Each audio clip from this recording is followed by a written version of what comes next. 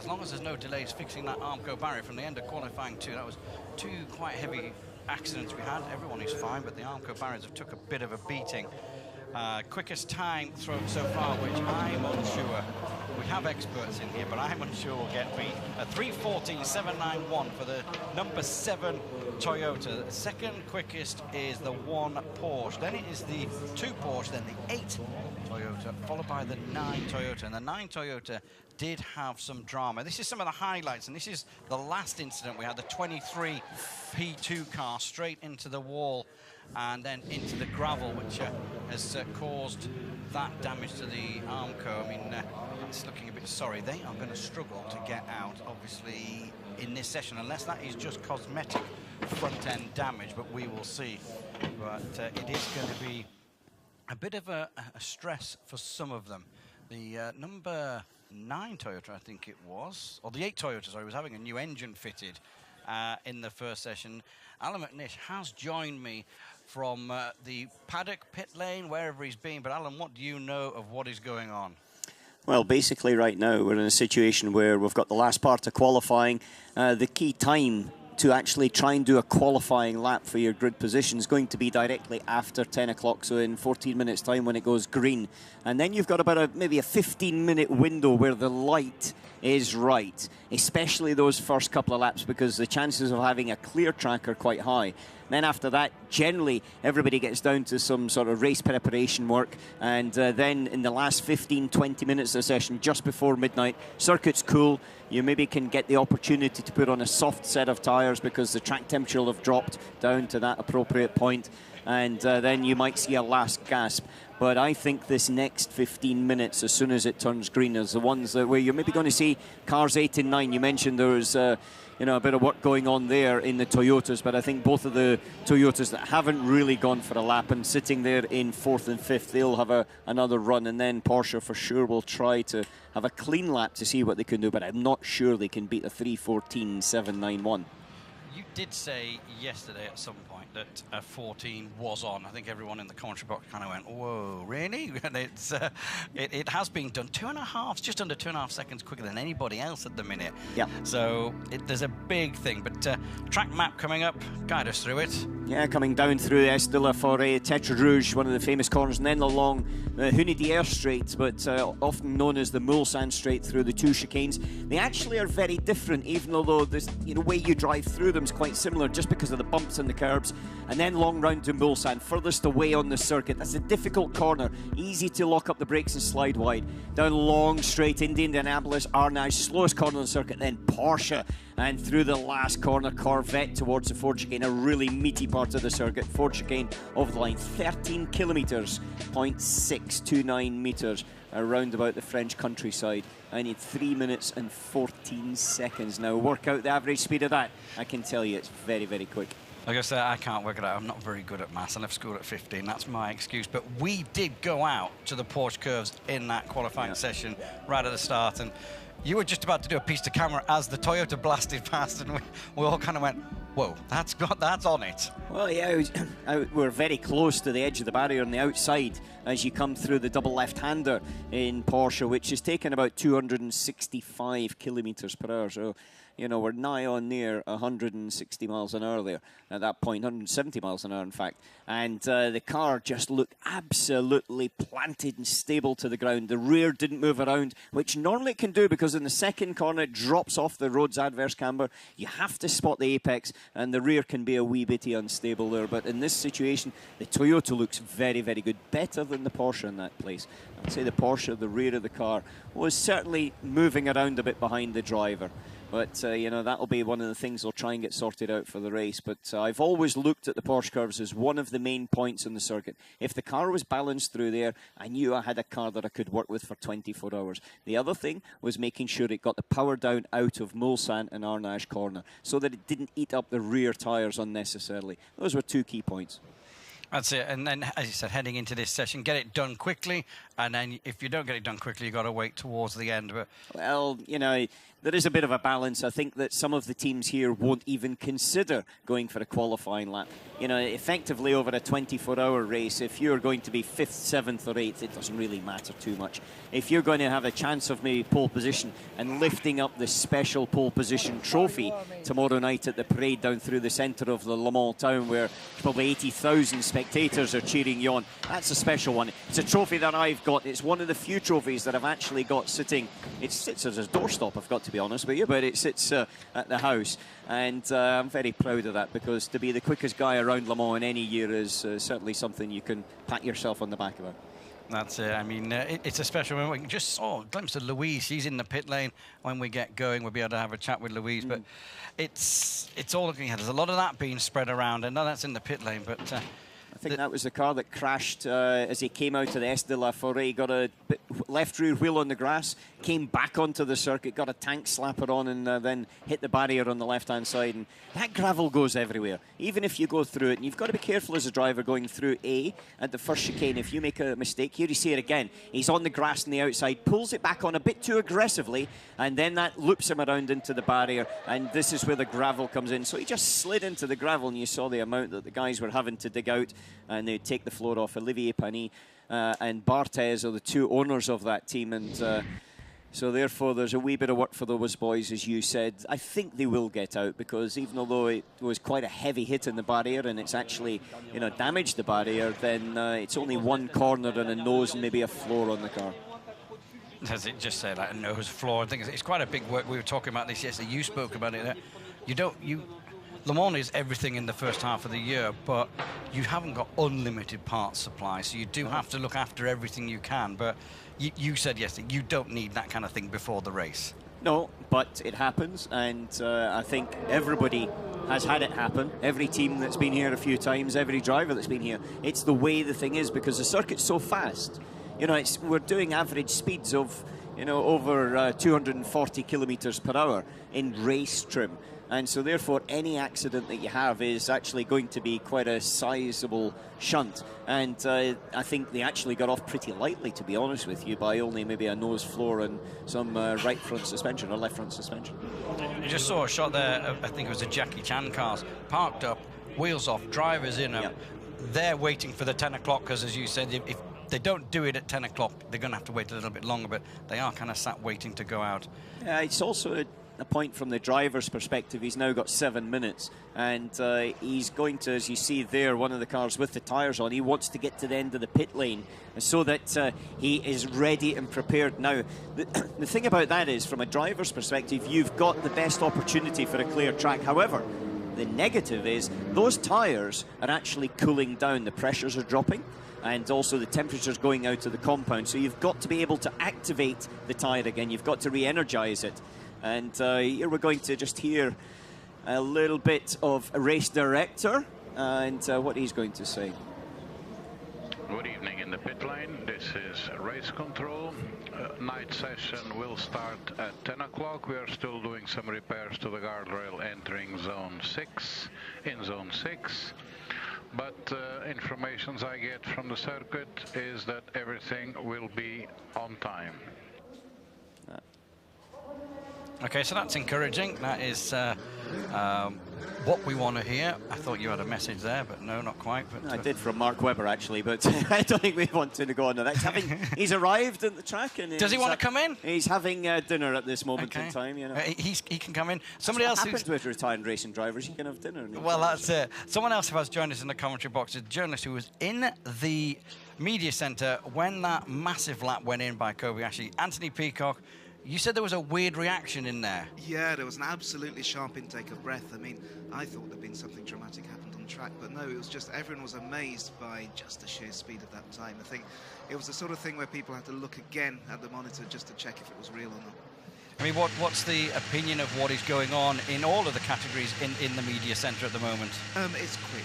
Everyone realises that this year is very, very quick, and I think there's just such a level of interest across all of the categories with the latest regulations, latest cars, latest driver, and it's going to be an intriguing one. I mean, we saw, I think the sort of considered opinion was that Toyota had an advantage going into this race.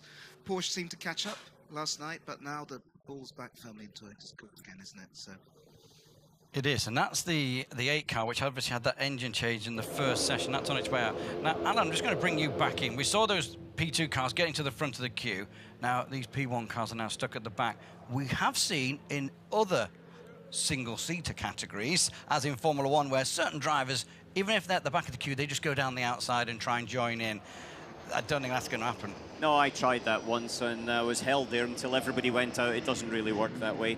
But also, you know, this was something that happened last night when qualifying started, that basically there was only one car really got it right, because the LMP1 hybrids, they've got to do quite a lot of work on the outright to prepare for a qualifying lap. It's not a case of just driving around, get in front of the P2 cars or the GTE cars. They've actually got to prepare all of the systems on the car, and especially preparing the hybrid. And so you need to lean on the tyre and you need to work in a specific way. And that will ensure that you've got the maximum boost when you cross the line.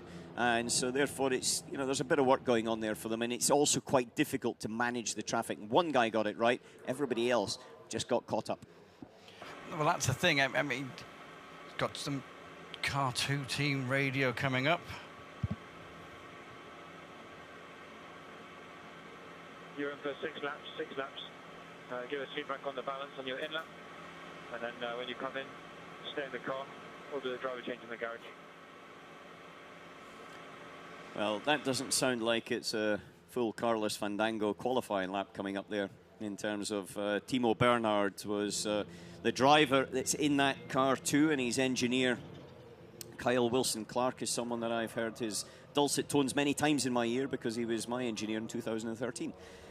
So yeah, 6 laps. Then that means that they've got quite a bit of fuel on board, and they're just going for a run in car 2. The interesting one for me, though, is going to be what happens with Lapierre and Buemi, especially Sebastian Buemi in car number 8. Yeah, Anthony Davison said yesterday in the Meet the Crews that Buemi was their heir, so to speak, who was going to be the one who was going to try and set the pace, but we'll have to see. But there's, Anthony, you touched on the speed of the P2 cars.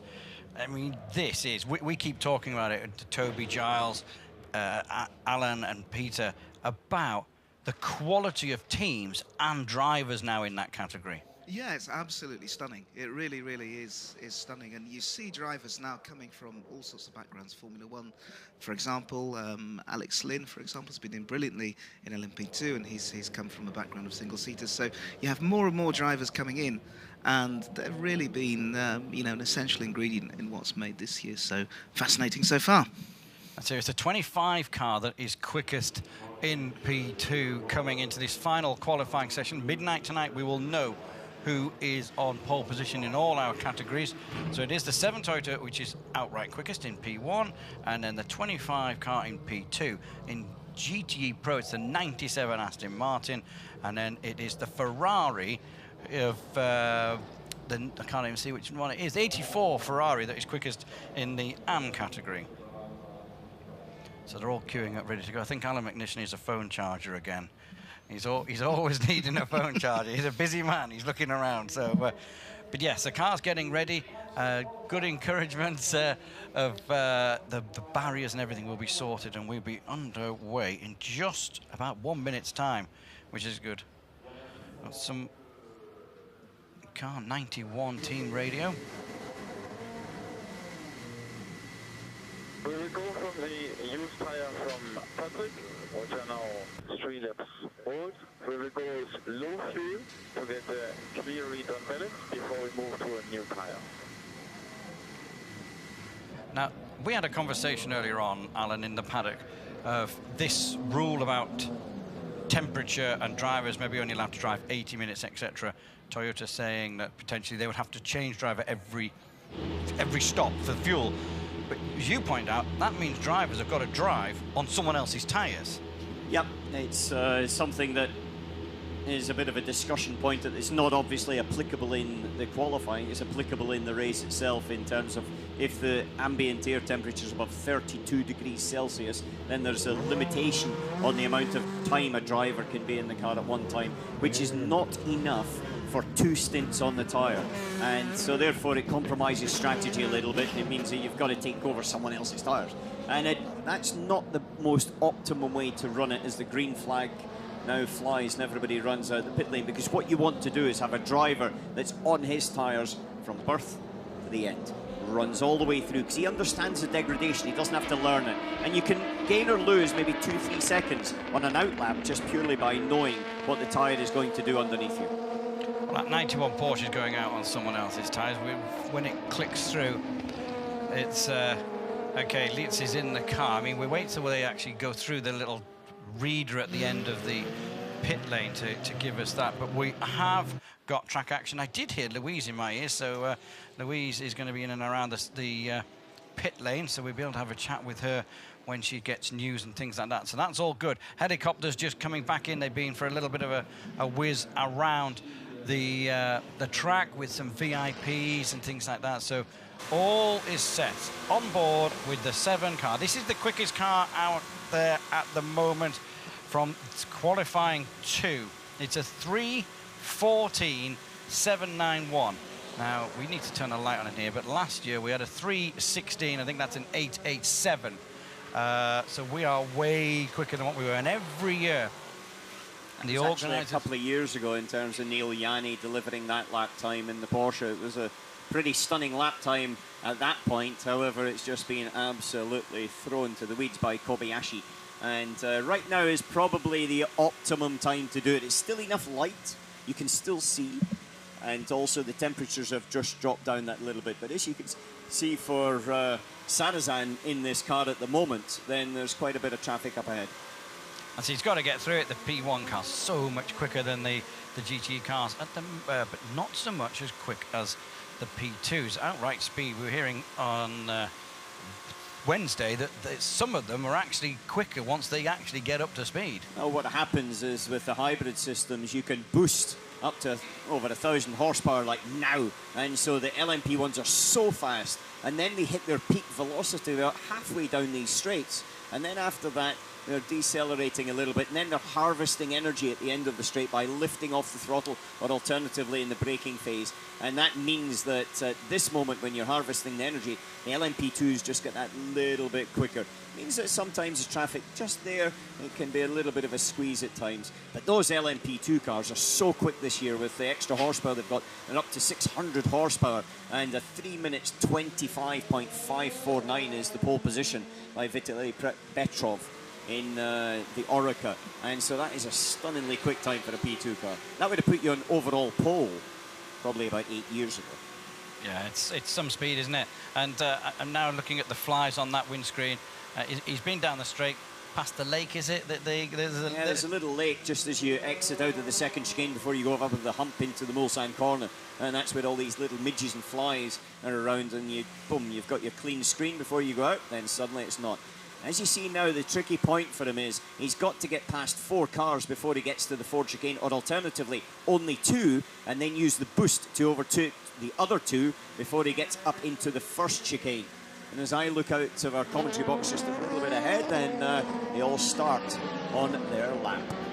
I did just notice the one Porsche. He just kind of did back up just to get a little bit of a space, but here comes the 7 car. He's already having to overtake so early in his lap, and he's got 2 cars going up to the Dunlop curves, and it's just not what he probably wants. But at the minute, they're not too stressed because they've got 2.468 seconds of an advantage, but they don't want to be kind of messing any kind of opportunity that they have whilst they're out on track.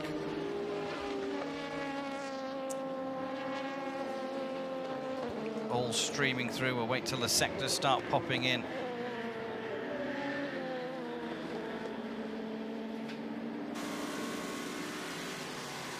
This is now heading out of Tetra Rouge. This is at the point of the circuit where you can take a bit of a breath. Nicolas Lapierre in the sister car in number 9 is actually just on the fastest first sector of anybody at 31.171. So car 9, Lapierre, who's been drafted back into this team. It's the third car at Toyota. Normally they only run 2, but this year they've run a third car. And Lapierre, who drove for them before, was elbowed out and has now returned to the fray in the same team. Then he's certainly looking to throw down the gauntlet. The 31.171 for the first sector. This is the car we're talking about. Now he's come up to the second chicane, a bit of traffic up ahead.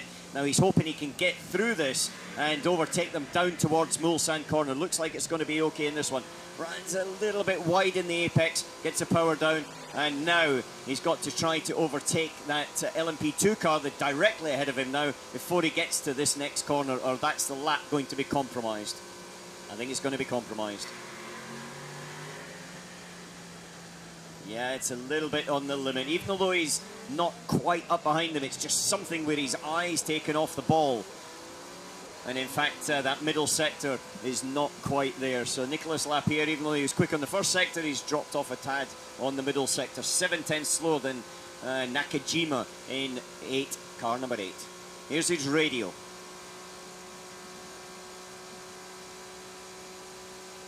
We have fuel for 2 attempts. We have fuel for 2 attempts. Should be vibration on tires. Okay, copy. Well, he's going to need those 2 attempts, isn't he? Because that one was just slightly hindered. He's got another car here. So what do you do? Do you back off a little bit now and look after those tyres, not take that last bit of life out of them?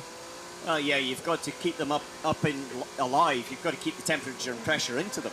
But at the same time, you've got to get your gap, and that's the important thing now for Lapierre, is to find the gap as he goes through Porsche. You're looking all the way ahead of the car that's in front of you, but far, far ahead as much as you can to see you and judge where you are. The team in the pits have got a system where they can see where all of the cars are, and they'll be trying to give him a little bit of information as well. Will Lapierre also, because that's Lapierre behind, yeah, these two are together. Will he be watching how that Porsche is going as well? Have you got time to think about that? He's not really interested at the moment. Now he'll back up. I'm surprised, to be honest with you. Why he hasn't backed off. I'd have thought he'd have backed off there and given himself a little bit more room. There's 3 of them all together now, because Buemi, is it? Who's in the 8 car? Nakajima, he's in the 8 car. They're all nose to tail. Nakajima's popped himself up into second place. So now it's Toyota 1-2. Car number 8, Satoru Nakajima. Sorry, Kazuki Nakajima. Satoru's his father. That's showing my age, isn't it? Kazuki Nakajima has popped himself up into second. So Toyota in the front row of the grid.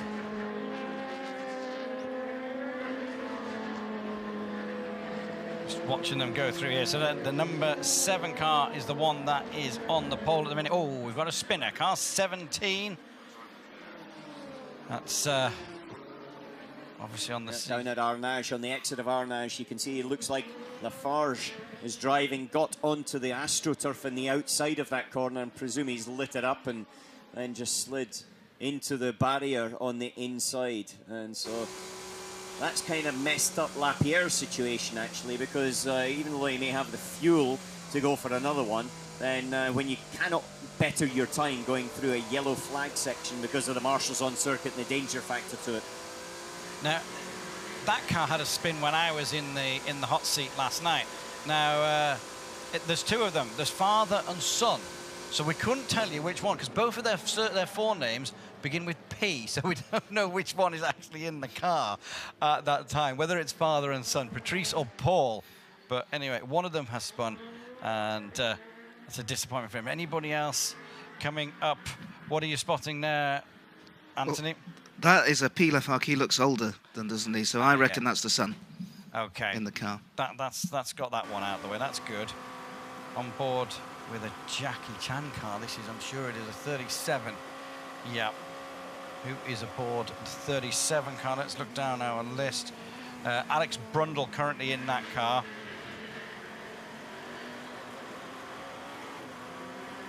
Do you want to give us some info on that display on the steering wheel? Oh.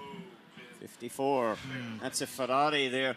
That's disappeared off in the gravel, and that's it. Looks like at Dunlop at the first corner. So you come up a long right-hander, very, very quick right-hander into Dunlop, and then it flicks left and right down the hill towards the S's. And He's gone off on the right-hand side quite early on in the braking area, I presume, by that Francesco Castellacci, in fact, a neighbour of mine.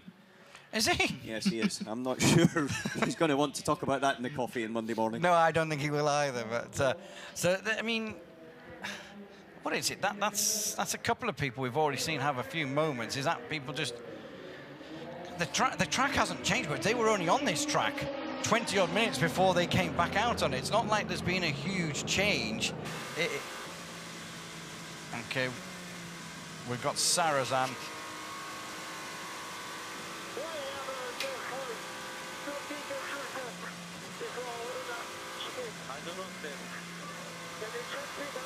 It's too much traction control in the Porsche Curves. You need to be more digital this weekend. You have no boost because you've used it before this front of the line.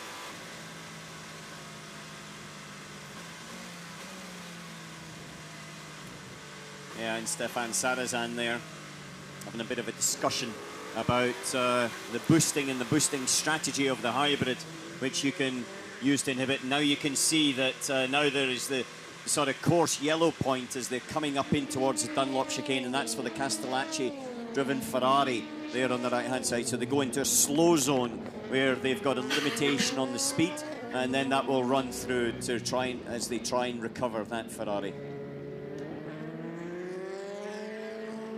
Okay, so what was Sarrazin kind of... There was an awful lot of chit-chat going on there.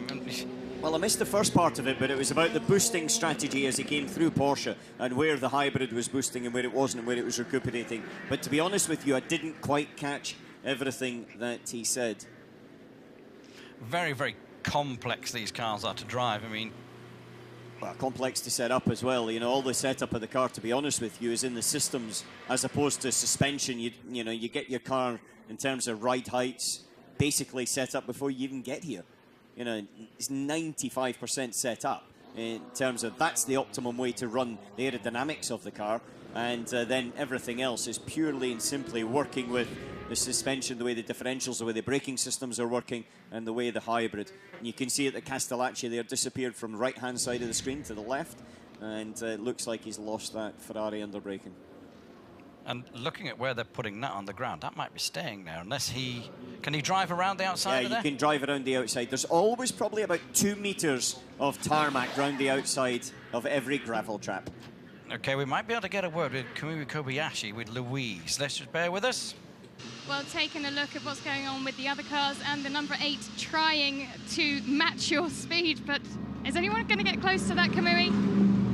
Well, I mean, my lap was good, so I don't know, I think it should be okay, but I think without traffic, it's great, and you know, I think my lap was really great, and the car is obviously amazing to drive, so, you know, I had a track record, which is I'm happy, and let's see, it's not finished yet, but I mean, this is a 24 race. The score is really doesn't mean anything. Hopefully, I think we had a good weekend as well. It was an awesome lap. Yeah. You've got to give it that. Did you feel like it was going your way during it? It was all dialing in together? Yeah, I think so. I mean, car in the beginning of the weekend seems not comfortable with the car, but I think we changed the setup, and I think we really achieved a good, confident car. So I think, you know, now all the team crew had 100% commit with the car confidence, and you know how we feel when we drive is great. So I really appreciate the team crew, and you know, I think still race is long, 24 hours. We'll see. Okay, thanks very much.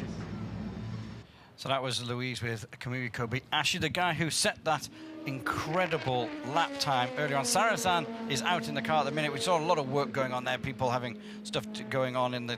Because we've got a slow zone, there's no point in them being out.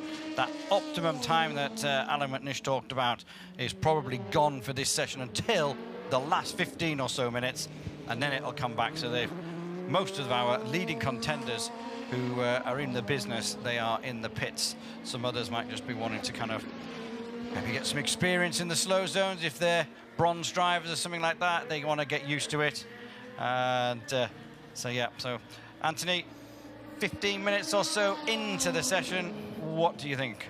Well, I think it's going to be tricky to see that time we saw earlier being beaten, to be honest. I don't know what you think, but I think we've probably seen pole position already. It's getting darker. We're still under yellow flag conditions, so I think we've probably seen pole position. It's going to be interesting now to see really what everyone else does. As Alan was pointing out earlier on, it doesn't sound like Porsche's going for, was it the full Fandango? Carlos Fandango. You're obviously too young to remember the advert. There was an advertisement in the United Kingdom when I was a tiny wee boy. And yeah, I don't think they're going to be giving it that. But one person that has, just interrupt you for a wee second, is Tommy Milner in the Corvette that's just got a sniff behind Darren Turner in the Aston Martin. As we've now got another car. That's the Gulf Racing Porsche. 86 car. Who's involved that? I need to look at the next page on my results. Yeah, Benjamin Barker's gone in to the barrier. That's quite heavily embedded in, by the looks of things. It'll take a wee bit of time. And that's in the left-hander at Indianapolis. Very, very quick entry to the right-hand section and then trying to get the car stopped as then you dip into the left. And he's basically locked up, I would say, and then he's got a bit high offline and skipped over the gravel trap into the barrier. Dumas out of that car there. We just saw him walking away. So he's out of the 36 car. Currently, it's still Petrov in the 25 car, who's quickest in P2. In the pro category, Darren Turner in the 97 car. He's aboard that. That's the quickest. And then it's Townsend Bell in the Ferrari, the 62 car, that is quickest at the moment in the AM category. And what we saw last night in Quali 1, Giles will remind me, sat behind me, we actually saw the quickest AM car about 4th in the old GTEs, but that's not really happening now. So I think Alan's just trying to work out what's going on. No, I'm just actually looking at, when you said about the pro cars there, the difference between pole in the category and the 12th is 1.2 seconds. Now that's quite close, if you ask me. Yeah, and there's been, because there was a lot of, we've talked about the BOP, the balance of performance, which is where they try and regulate them all, but they all now seem to be on it. And I kind of, again, there's a bit of a funny bit. I had a conversation today with a high-ranking member of one of those GTE teams. And he said, I just wish people would stop talking about it and just go racing. He said, that's what we're here to do. He says, you can't get everybody the same because we've all got different kind of cars, different engines and everything like that. He says, let's just go racing. Well, and it wasn't someone who was in an Aston Martin who was quickest. It was actually someone who was getting beat, and they just said, let's just get on with it and see what happens. It's 24 hours of racing to go, so it'll be interesting to see. Now, is this the car, the 17 car? I'm trying to remember. It's the car that crashed at the end of the first part of qualifying. It looks like they've got all their repairs done. And no, the 17 one was Lafarge, who went in this session. That was the one who went in at... all the repairs done there, then? Because he was just into the barrier, wasn't he? Okay, you got 91 Porsche. If you can tell me anything about the car behavior, I'd like to pit this lap. Vibration is a lot less, so it was coming from the tires. That's good. We still have a frequency starting vibration over 200 kilometers an hour, but a lot less than what it had before. I did not have the hand steering again, so I don't know if it was like, a hand steering what we have sometimes when we release out of the box and the pressure is not 100% there. But it feels 100% like there was no servo pump helping for that moment, and we had a hand steering. And we should not get this in Porsche or somewhere else. Luckily it was the outlet. But for sure, it was not normal that we get it when we already have RPM and enjoying the driving. Yeah, it's quite an interesting bit of debrief there that, the car, when he said about the bouncing, that you get certain types of bouncing, and where you get aerodynamic bouncing and the front of the car starts sucking down onto the ground, and then suddenly the pressure's too much, it pushes it up, and then it starts where the front of the car just keeps jumping, and in the car you can't do anything about it except lifting off. And in a straight you're not going to lift off, so you just keep bouncing all the way down to the end. As long as it doesn't lose you time, it doesn't matter. But the steering is a bigger issue, to be honest, because that means that basically the pump isn't delivering enough assistance through the high G sections of the lap. So that's into Indianapolis. That's through the Porsche Curves, the hardest loaded corner where the car's twisting upward. There's a lot of G-force, and then they're not getting enough assistance, so therefore it suddenly feels like it goes heavy. So therefore it gets, you get to the point where it just can't deliver any more assistance to you, and then it's down to your physical muscle to sort of get the car around. That's got to be very disconcerting, though, when you commit. Yeah, it's fine if it does it consistently every lap. You get used to it and you understand it and you know it. The problem is when it doesn't do it every lap, and then it takes you by surprise. Okay, on board with the 7 Toyota. This is the car which currently sits at the top of the timesheets. Just under 1 hour 40 minutes to go in the session. He's catching one of the Porsches. Not the Porsches, the Fords. I love all this kind of day glow lights on the back of it. Just looks like they're going down the car parks in the town centre and kind of doing a bit of whatever they do, drifting or whatever, but they got a lot of lights on that car. Yeah, it makes it quite easy for us, and also predominantly for the pit crews at night to be able to identify which car it is coming down the pit lane, because I've seen it in quite a few occasions through the years where maybe the pit crews think it's one car, but actually it turns out to be a different one. Well, that leads us on to a question as the darkness starts to fall. You have team radios, you've talked about that before, of where certain parts of the circuit it's not as easy to hear the engineers, but pit garage, pit boards, do you even look at them now, or is it all done on the radio?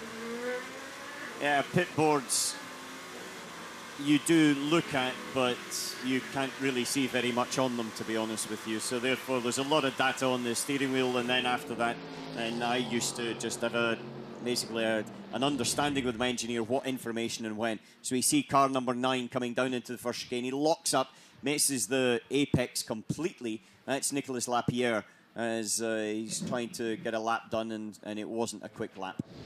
Jean-Eric Verne has set a personal best in Sector 2, and the car 54 slow at zone 16. 54. That's quite early in the lap, zone 16, and so if he's got a problem, then he's got a long way to go before you can get back to the pits. That's the Ferrari. I couldn't even find car 54. Toby Moody has printed off these fantastic spotter guides that Dunlop have done. And they're massive, and I still couldn't find car 54 on it. There's so many of them, but anyway, the number 2 Porsche on its way towards the end of another lap and into the pits. Look at that beautiful red sky. It's one of the things around here that you do get some of these stunning views. The Rebellion team quite happy. Car 25 Gonzalez is out in the car now. The 2 Porsche coming down the pit lane.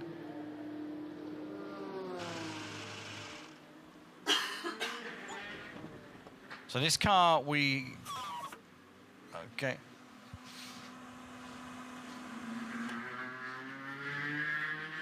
Yep, we've got Louise has got an interview lined up. When you're ready, Louise, just tell us and we'll click you in. So here we go. Well, we didn't get to speak to you yesterday when the news came out that unfortunately Lucas de Grassi has had to pull out from Le Mans. But Mikel, that means you are in. I mean, it was a big surprise, I have to say, although was really disappointed for what happened to Lucas. But you are waiting for this opportunity since you are really young, because driving for Ferrari Le Mans in the official team is the best. So I'm really proud. I mean, full of emotions. I'm sure you are, and often I see you here at the racetrack. You've been to many of the races, but it's Le Mans. That's the one that you're stepping into the 51. Yeah, it's a dream. Yeah, so far it's a dream come true. Now it's now we need to take it seriously, and we have to work, because I've never driven in this car. New tires, so it's completely brand new for me. And last time I've been here in Le Mans was 2014, so I need to refresh a little bit my mind. But I take it easy. I have 2 very good teammates. They're doing a very nice setup on the car. So they are giving me many laps, so I have all the time I need to improve, and I think to be pretty much competitive for the race. As you said, it's disappointing for Lucas. Did you speak to him yesterday? Actually, I don't know him very, very well. I don't know him at all. And we just cross each other. I text him on Instagram for a quick recovery. Maybe next year is going to be his time again. Thank you, Michele. Thanks. Thank you for that, Louise. So, Michele Rigolo, that was, who has replaced Lucas di Grassi, who you got a text or a message about that yesterday, didn't you? When you yeah, I got a bit of a text and I phoned Lucas, who I know very well. And he basically hurt his ankle a week ago playing football. And he then did the Formula E race in Berlin, finished on the podium twice in the 2 races on Saturday and Sunday, came for an x-ray here and found out that there's a bit of a fracture on his fibula, I think it was, he said. And so now he couldn't drive. They medically said it wasn't possible to drive the 51 Ferrari over the Grand Prix, over the 24 hours. And so he took a flight last night to Brazil and is having an operation probably as we speak. So, Lucas, I hope you get well, because you've got a couple of races in your championship still to go. And it's obviously difficult for him, but you know, there's always a winner and a loser, and for a driver to get an opportunity that maybe wasn't expected, it's his chance to shine. So for Rigolo, he's in a car that's very, very competitive with Pierre Guidi and also James Calado, and that car is one of the forerunners of Ferrari, so therefore, you know, he's got an opportunity of a career to try to show the Italian mark exactly what he's got in his pocket. That's it. So it'd be interesting for him. He's like a dream. He said it is like a dream. The number 2 car in. Now, you were pointing something out in Pro during that interview. To be honest, I was just pointing out that Calado is in the car with him, and they're third in the provisional grid at this moment in time. When we're saying, you know, they're a charging Ferrari, they're definitely a charging Ferrari, because they're definitely got a chance of winning this race outright. 3 different manufacturers at the head of the Pro category. Aston Martin, Corvette, and then Ferrari. And it's a Ferrari, top 3 in the AM category. So that is that. On outlaps now is the, what have we spotted? 3:25, 3:52 for Alex Lynn, the 26G drive car. Now, our guest in the middle knows quite a bit about Alex Lynn. I do, yeah. Anthony, go on then. Well, you know what Alex said? Alex said that this is the most fun year of racing he's had. So he's obviously sort of been doing exclusively single-seaters up until this year, stepped into sports cars this year, has got a very varied program, and he's just he's having a great time. And first time at Le Mans, but he said straight away that it's a place that he just felt a connection with, and I think we're seeing that now. That's it, he is starting to enjoy himself. And just looking around, Garcia has just set the best lap, but that's still quite a way down. Yeah, they'll want to be a little bit further up the order than that. Yeah, he's only 7/10 off pole position, and he's down there in, 10th in the category. It's pretty close in that GTE program, but his teammate is up there in 2nd place. Now, is he concerned? No, it would be quite nice for him if he can get a little bit further up. But for Lynn, that's the current pole position in the LMP2 category. And this is this car here, the G Drive car. Very, very strong performance by the team. They've got a very good and experienced crew behind it, and he's been able to deliver a fast lap. That is a quick lap, and if I get all my paperwork out, but Anthony might be able to tell us, has this car been on pole for both rounds of the championship so far this year? I'm sure I've... Put me on the spot. Oh, hang about. Let me get the book out. You've got a big book there. Yes, I think they have, and also TDS, who are basically running this car. As I said, Dunlops go off. They were runners-up in the European Le Mans Series Championship last year, so they're a very competitive team. And they've stepped up into the World Endurance Championship this year. Obviously, Le Mans being the pinnacle of that. Car 54 slow at zone 20. That's still that Ferrari. That's still not back. There was another car on the screen that I saw, but I didn't get the number before I was working out the 54 car. That's taken a long, long time to come back, considering it had all its wheels on when it left the gravel trap. But anyway, he's on his way back. And this car, the 35 car with Panciatici, has just gone a little bit quicker, a 3:28, and so that is down in about 8th or 9th place in the category. And so there's a few lap times that are actually being improved at this moment. Normally at this time of night, the light has just gone to the point where you can't quite spot the apexes as well. But they're starting to still deliver the odd lap, not necessarily always for quickest in category, but to push them up the order a little bit. So we will get ourselves organised. Anthony's got to go and do some more work, I think. But thanks for coming along. It was a pleasure. It was a pleasure. It's you work quite hard here, don't you? Well, I try to. Ish. Well, I just kind of feed the questions over to the other side of the commentary box. That's what I try and do, which hopefully we're doing well enough. Car 50 slow at pit entry. Car 50 slow at pit entry. Trying to work out where. Oh, that's the multicoloured car. We will see what's going on there. So we're just watching the pit lane as what's going out on track. Let's listen to some of these cars. Oh, right. Go on then, Alan. What's going on there? It's 54. That's a Castellacci car that went off earlier on, Spirit of the Race car, and he's got a little bit to go. He's in the Porsche Curves, so he's now got the left-hander, and he wouldn't have been able to do exactly what he's doing now, running off the circuit before, but they moved the wall back. Here's the 50 car that we heard that was a bit slow entry to Fernando Reis driving that car up. Obviously a bit of a problem. I don't know exactly what it was, but the Brazilian is at the wheel at the moment. We've got picture-in-picture here, so through the quite a bit of work going on there. This is the one car.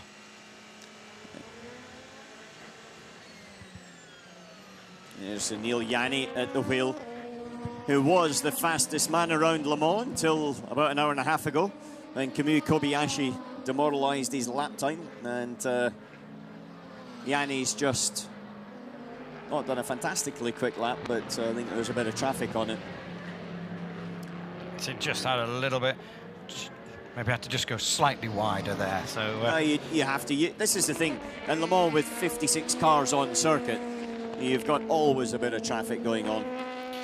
Giles Dawson has now got the headphones on and is just sliding towards the front of the commentary box. What have you spotted there? Antonio Garcia going fourth in the Chevrolet. So we've now got Aston Chevrolet, Ferrari Chevrolet, 52.0.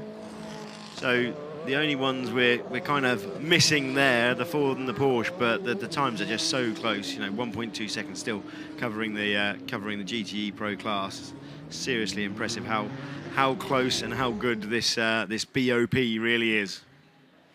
And there's a replay of Castellacci going off and now enters into the pit lane.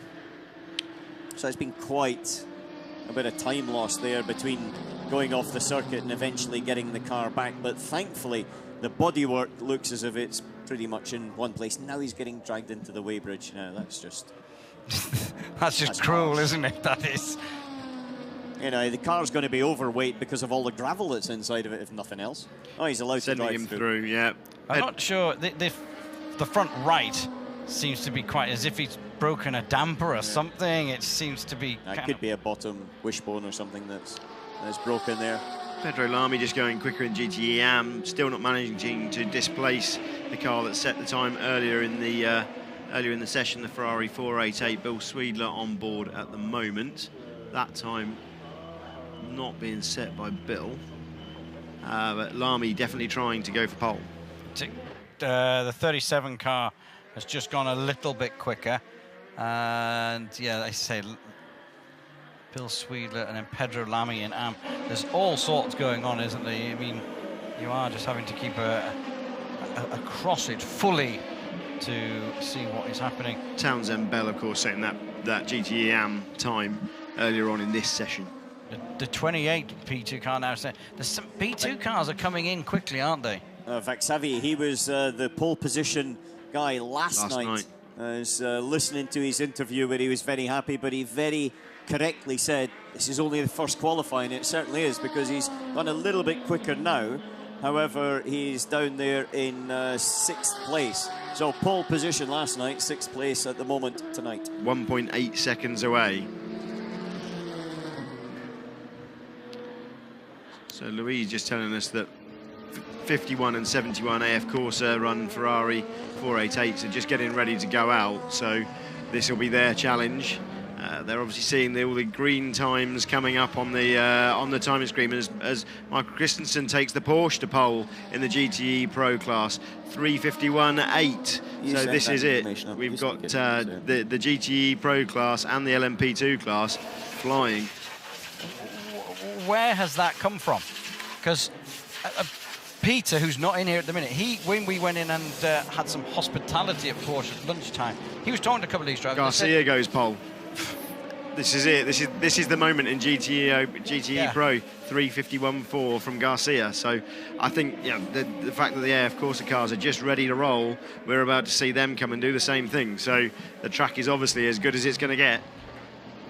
Yeah, I mean, but what I was going to touch on with the Porsches was they were telling Peter today that they're just lacking speed. They're lacking. Top end speed on the Mulsanne, they said as well. But I had they're about 8 kilometres down on top end speed, but where they feel like they're really losing the lap time is the torque. They just feel that to quote the engineer I was talking to, the engine's just too small. Okay, we're going to go team radio with this car, the 31 car.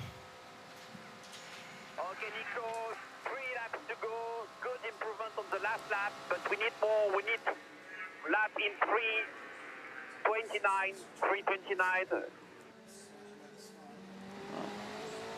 That's obviously a bit of a dictate. We need a 3:29 there's Hug de Schonack, who's one of the masterminds behind a lot of success in sports car racing. He is the head of Orica, and Orica they basically run a lot of the team at Toyota, but they also were running the only other Japanese mark, or the only Japanese mark that's actually won the Le Mans 24 Hours. When Mazda won it back in 1991, it was actually Orica that ran the program for them. I thought you were going to give us a bit of a challenge there and ask us who it was, and I did know the answer. Pedro Lamy takes pole in GTE AM, 3:53.2. Right, that's your job, I think, because that's happening all a bit quick for me. It's getting very green over there. Marco Ciocci goes up to 3rd in the Ferrari, 3:53.6. So the first 6 cars in GTE AM covered by a second, and the entire GTE Pro field now covered by 1.6. It's getting very, very tight. That's it. So the 63 car is quickest there. Garcia. Then there's a Porsche. Then there's an Aston Martin. And the Fords now, they were kind of a lot closer, and they were further up the order. They're now just starting to drop down, and they're going to go and sort themselves out and come back out as this is on board with 92 car. This car sounds fab when you're out in the Porsche Curves where we were earlier, Alan.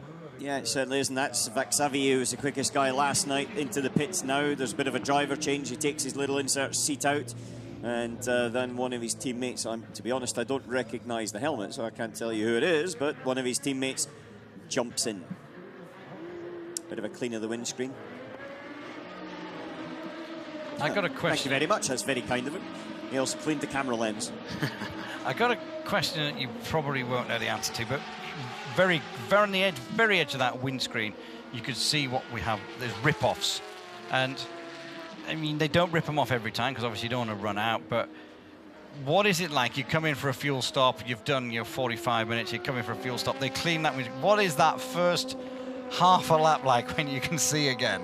Like, basically you can see, and suddenly you realise how dirty the windscreen was. It's not as if the windscreen suddenly gets dirty and completely dirty. It's slowly, it degrades over the course of a stint with flies and oil and dirt and everything else.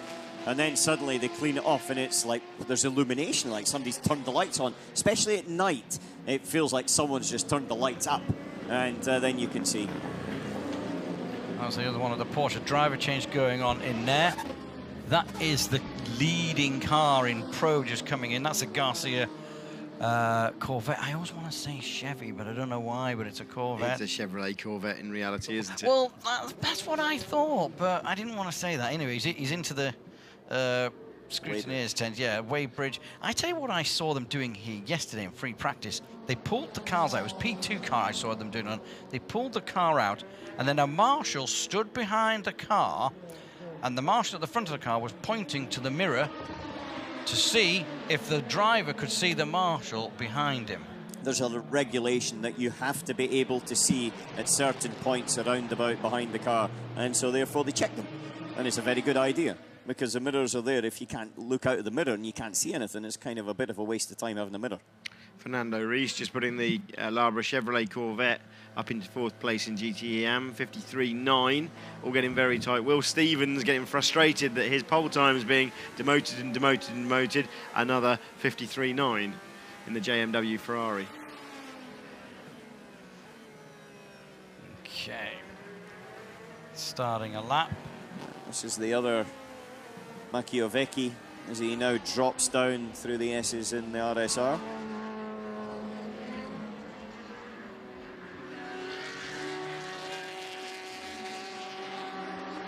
We're going to hear from this car. 91.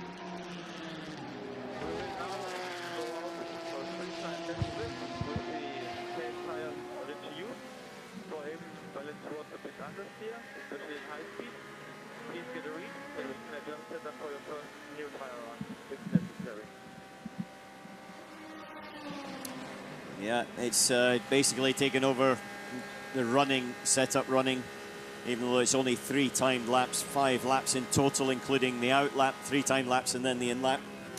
Just looking a little bit further up the field through the LMP2s and LMP1. Sebastian Buemi in the number 8 car, who's currently second. His last lap time is a 3 minutes 18.9.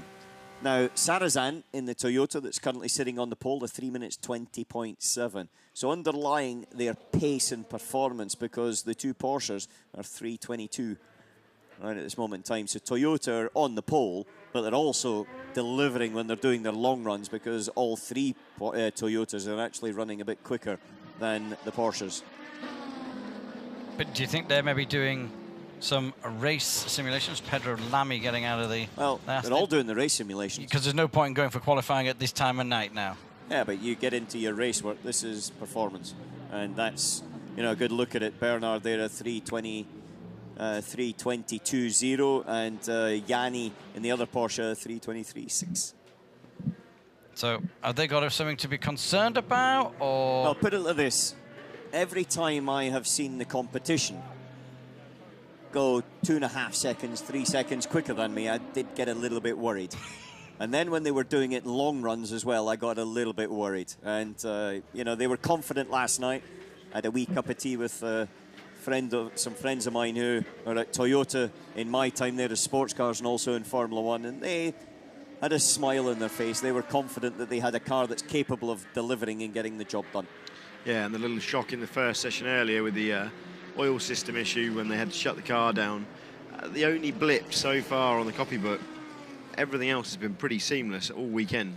Yeah, but let's be frank about it. You know, you can be fast as you like, but you've got to make it to the end. And you've got to see the checker flag. Last year they were leading as they entered the last 5 minutes of the race and they didn't win. Yeah, nobody knows better than them how to lose this race, that's for sure.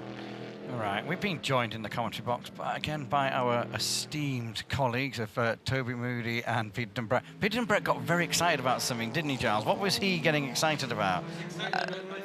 Pedro Lamy. He has it right. He did the job. Here he is. He's on the cans now. Yes, I really had high hopes for Pedro, and it was him that did that lap, wasn't it? It was Pedro that did the lap. I expected Pedro to. But Fernando Reis has just taken it away. 3:52.8 for Fernando Reis in the Labra competition Corvette. You're gonna have He's out the car. The car's back in the garage. So I think he thought he had it done. But wow, stunning lap from Reis there. And the 50 car, that was the one that was in. That was the first car to have an incident here yesterday. Yeah, absolutely. I was seeing them repairing the floor yesterday. They were saying, you know, we haven't got enough spares, we've got to get this floor fixed. And there was quite a lot of damage considering the side impact that it had. I thought that things like the floor would have got away with it, but it had ripped the mountings out as it had shifted them across the floor.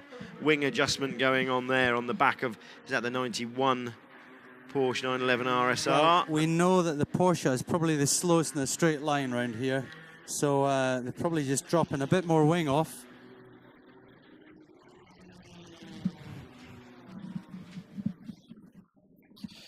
Okay, so that is the Porsche going out. But as you were saying there, Peter, the Porsches, we were down on speed, but they're actually second quickest again now. So that Pro category, we did have to put Giles on Pro category watch because it was changing every few minutes, the leaderboard. So an hour and 14 left. I wonder whether as it gets dark now, we'll still see some more. Obviously, Fernando Reason, in pretty much full dark out there, has just set the fastest time of GTM. So I wonder if some other guys are going to go and hit it. Nowhere else, no other competitors are hitting the fastest lap at the moment. So a lot of people either in the pits or on out laps as well. I'd say approximately half the field. Got a replay here, the 25 car. Having a little bounce across, yeah. That is the car that's currently second in the category. Is that Gonzalez on board? Yes. Driver change here in the one. Porsche Lotterer getting in. Neil Ganni out. Interesting that Louise reported a moment ago that Ruglo and Molina were going out in 51 and 71. No attempts at a time so far. They're just getting on and doing it. If they don't appear to be able to deliver it if they want to, you know, 57.0 and a 4-minute dead.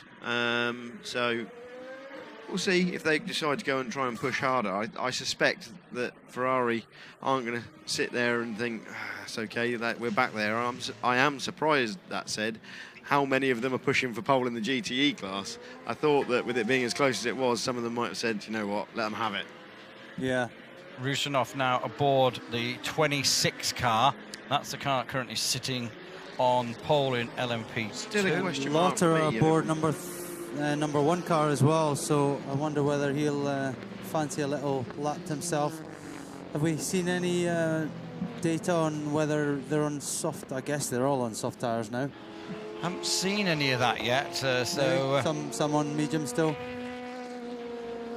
There's a nod of approval. So from Alan McNish, he's just having a look through some history, which is Toby Moody's brought into the commentary box. The Le Mans preview, spectator guide preview from 1993. And yeah, right. Okay. Was that your first year here, Alan? Was it? 1993. Yeah. Sorry. From the attitude I could gather, I think yeah, he wasn't. He was out signing autographs as Alan McNish today, and people want to know exactly where the photograph was taken. So he could tell them exactly where it was, what lap it was, and everything this morning. So the 69 Porsche is on. Right, what we're going to see, the Porsches are all sat, sorry, Fords, I always get them wrong, 1, 2, 3, they're all sat towards the bottom of the Pro category. You know, I forget we've got this black masking across our window. No way, here. no, don't even say it. And it's actually a lot lighter out there than you think in this box, because it's pretty dark in this box when you switch the light off. You were looking straight through the black, weren't you? I was thinking, it's awful dark out there. It wasn't that dark when I came in a minute ago. Oh. So, yeah, there's still a bit of light out there to be able to see where you're going. I'm not sure. Oh, hang about. We're up. Ford goes pole, Ryan. Dear Briscoe me. goes 3:51.2. The last sector is where he found all the time. Wasn't even personal best. Lotterer on the radio. Porsche.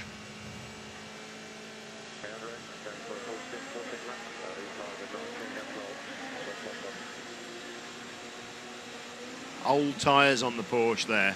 So doesn't look like Andre's been sent out to do a a blistering pace lap to go and steal the get at the car on the front row. It seems that Porsche have said, yeah, Toyota. There's no way we can match that. We'll go out and do our race runs, prep the car, get ready for the race, and bring it to you then. I tell you what, Pro is just fantastic. Briscoe just going quickest there in the 69 car. Scott Dixon, Richard Westbrook, the teammates, Garcia. But all the other Fords are down near the back. But they did this in the first section. Yeah, but guys, they all we're jumped talking back about up. 1.6 seconds here. Yeah, it's around this lap. It's what were we talking about earlier? It's a tiny percentage. It's 1%. It's less than 1%. 0.5%. We've got such a tight knit group in both the GTE classes. It's unbelievable. Kunimoto going into the number 9 car now. Tyre change. Something that I saw just happen when Lotterer was getting into his number 1 car, and it just reminded me when I saw the 9 car having its tyres changed. The Porsche mechanics have come up with a pretty cool way of one mechanic holding both wheels and swizzling it around rather than putting it on the ground and everything. Next time have you not seen that? Do it. Yeah, the one-handed guy.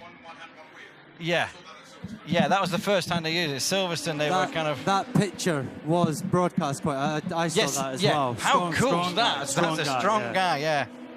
He was, one wheel in one arm, one in the other, and he brings one off and throws the other one kind of on.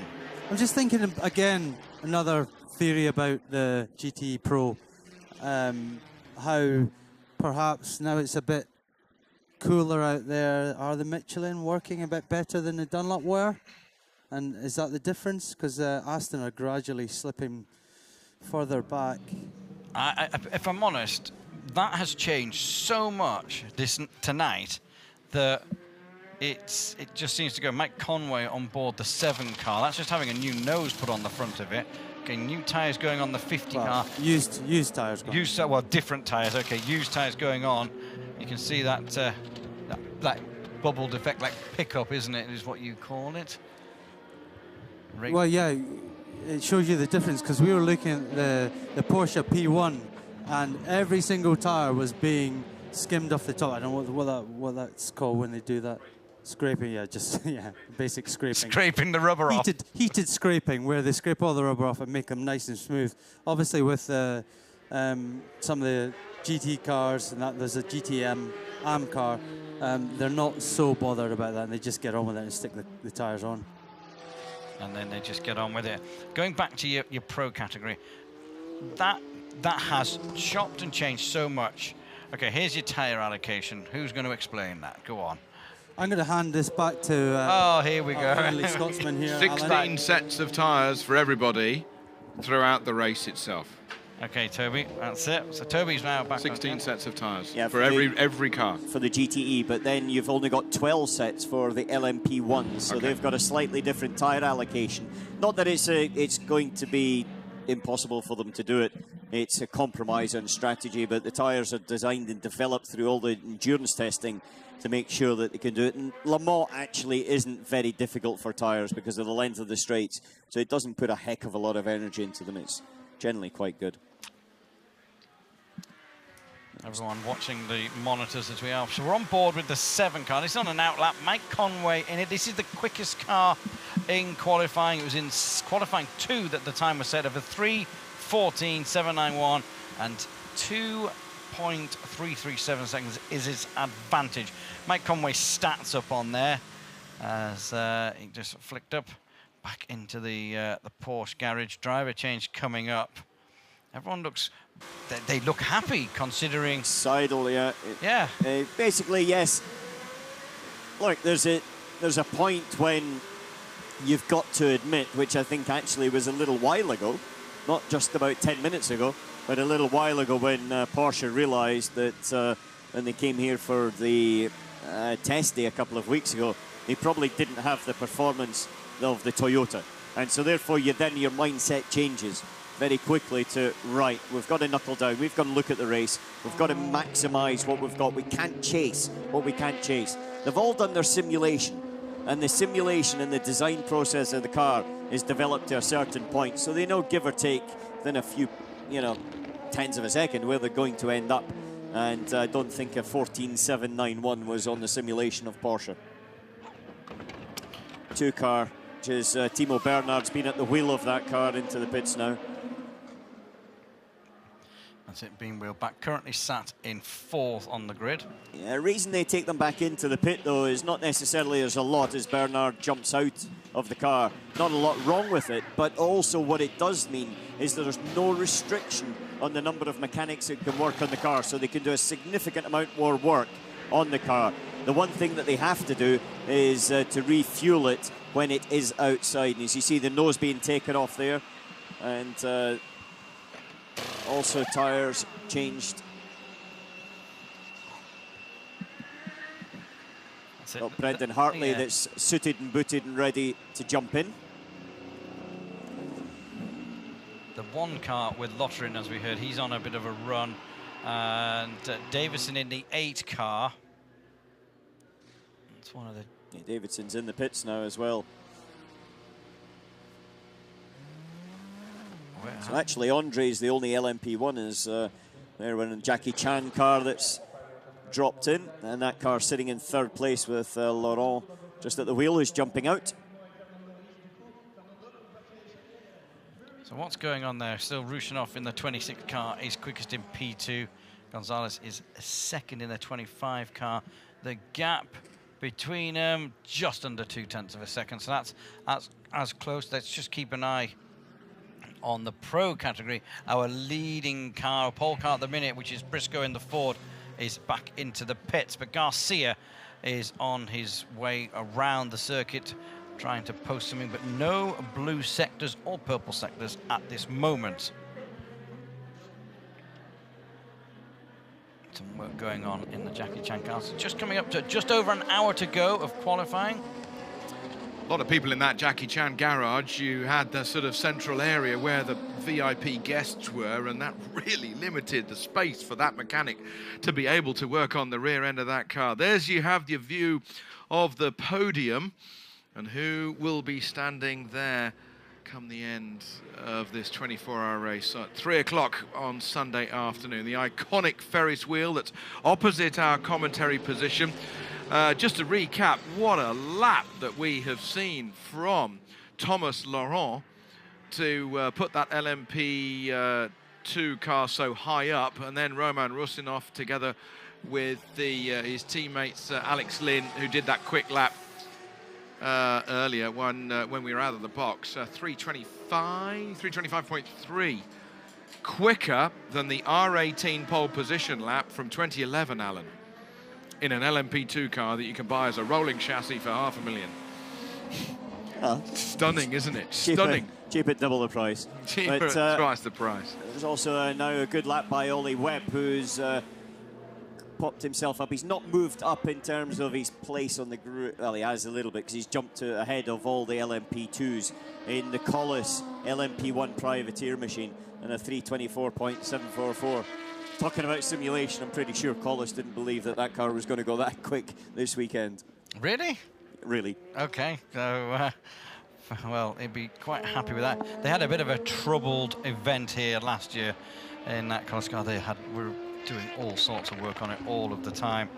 And just having a look, so still everyone is as they were. And it's Trumner in the 25 car. Are you cold, Alan? Yeah, we've got it's very hot outside, but the air conditioning in here is we can turn the fan off to cool it down. The replay here of car number 9, that's how close it can get. It can get a situation like that where someone lifts doing their own thing in the car up ahead of you, and you just don't necessarily anticipate it. And that can very simply be your race over. But it wasn't on this particular occasion. No incident, no harm, just a bit of a lift. All the 4 Fords all lined up down there in the garage. The Ford number 69 is on top of the pile with regards to GTE Pro. Briscoe, Westbrook and Scott Dixon, one of the American Ford GTs, 2 of them from the IMSA Championship, 2 of them from the WEC Championship here this weekend. I went to see Scotty Boy because I was just pleased that he was here, because Dixon at the Indy 500 had an almighty almighty shunt. Car rolled, hit the barrier upside down. The roll hoop was crushed. Engine went one way. Very, very, very pleased that, first of all, he got out. Then he went to Detroit and finished on the podium at the next IndyCar race. And then he's here now trying to win Le Mans. We're hearing from the 31 car.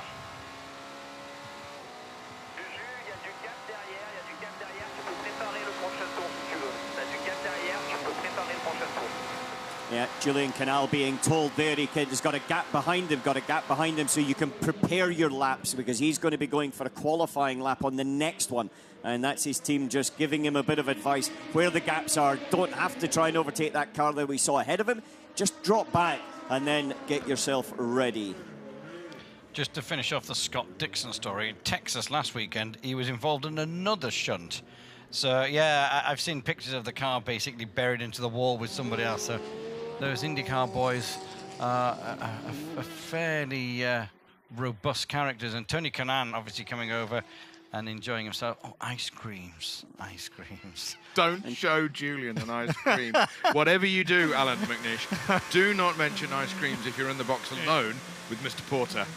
Try not to, but Tony Kanaan, he's replacing Sebastian Bourdais, who had a shunt in qualifying for the Indy 500. It seemed to have been the 500 for accidents in that respect, as now we're on the long run down towards Indianapolis in the current pole position car, which has been driven by Mike Conway. In the long run, though, his last lap time is still a pretty quick 3:19, a sub 3:20, 3:19.928.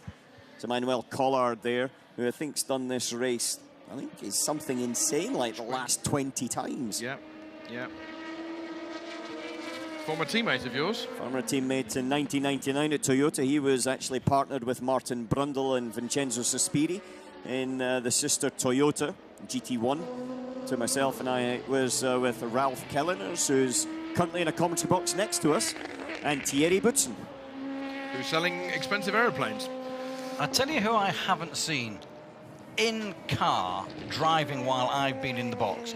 Rubens Barrichello. He's never been in the car while I've been in the box, so it's kind of like stranger. The hours that everyone is around, but I've not seen him. Not even seen him anywhere. Yeah, no, I've seen him in the car. I saw him in the car last night. Saw him in the car in the session that we had a moment ago. Haven't seen him in the paddock yet, but I hope to be able to see him and catch up with the multiple Formula One Grand Prix winner. He's quite a cool guy, isn't he? I'm just having a look around of what's going on. Under an hour to go. Here they're lifted off before the corner. That's not as late as it can brake. Well, it is as late as it can brake, but they can go around the corner flat out, but they use a lot of energy. So what they do is they lift off at that point, and there as well. And then that allows the hybrid system to recharge its battery, which will give him more acceleration, which he will use out to the next corner, out to Tetre Rouge, onto the long Mulsanne straight down towards the first chicane. We were leafing through this Le Mans preview from 1993 a moment ago, Alan. And, of course, the Dunlop chicane was more open in those days. You pointed out with a picture in the magazine. I have to say I preferred that old version Dunlop chicane to this slightly tighter one that it is right now. Now diving down into the braking area for the first chicane. Bit of traffic up ahead of him here. Past one of the Alpines, it looks like he's going to be having a go past. Yep. You see that at that moment when he overtook to the left-hand side, that's when he hit the boost in terms of allowed the hybrid just to deliver its energy. And that was it, bye-bye. LMP2 car, GTE car behind. So Emmanuel Collard, we mentioned him a little bit, and he's done how many starts? 23, according to my little book. 23 starts.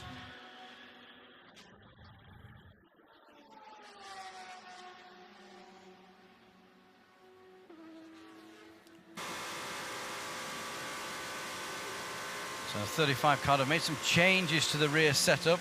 What else did you pick up on that information we got from Louise in the pit lane? Yeah, he's going to... That's Panciatici that's in that Alpine at the moment. They're currently a little bit further down the order than expected. Gustavo Menezes, his teammate, just a smidge ahead. And when I say a smidge, I mean a tenth of a second and 1 place ahead. But yeah, it sounds like the rear end stability of the car is the thing that's a limiting factor at the moment. And so it looks like it's a ride height change as well that they're making. And the driver requesting a little bit of extra support in the rear axle for him. Up behind the Labra competition Chevy that is currently on pole position for the GTE AM class. It's already gone past this Toyota that we're riding with as we come out of Arnage and crack on up towards the Porsche Curves. Just look at the middle of the road rushing underneath us. Stunning, stunning sensation of speed. I was talking to Peter a moment ago before we came back to the commentary box, guys. The thrill that you drivers get, I can only imagine, Alan, what it's like. Only imagine. Stunning. Yeah, it definitely is, but it's, you know, round here as well. It's one of the most stunning circuits in the world in its own way.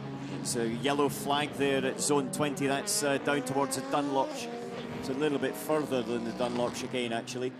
And so there's a yellow, it sounds like a bit of a spinner.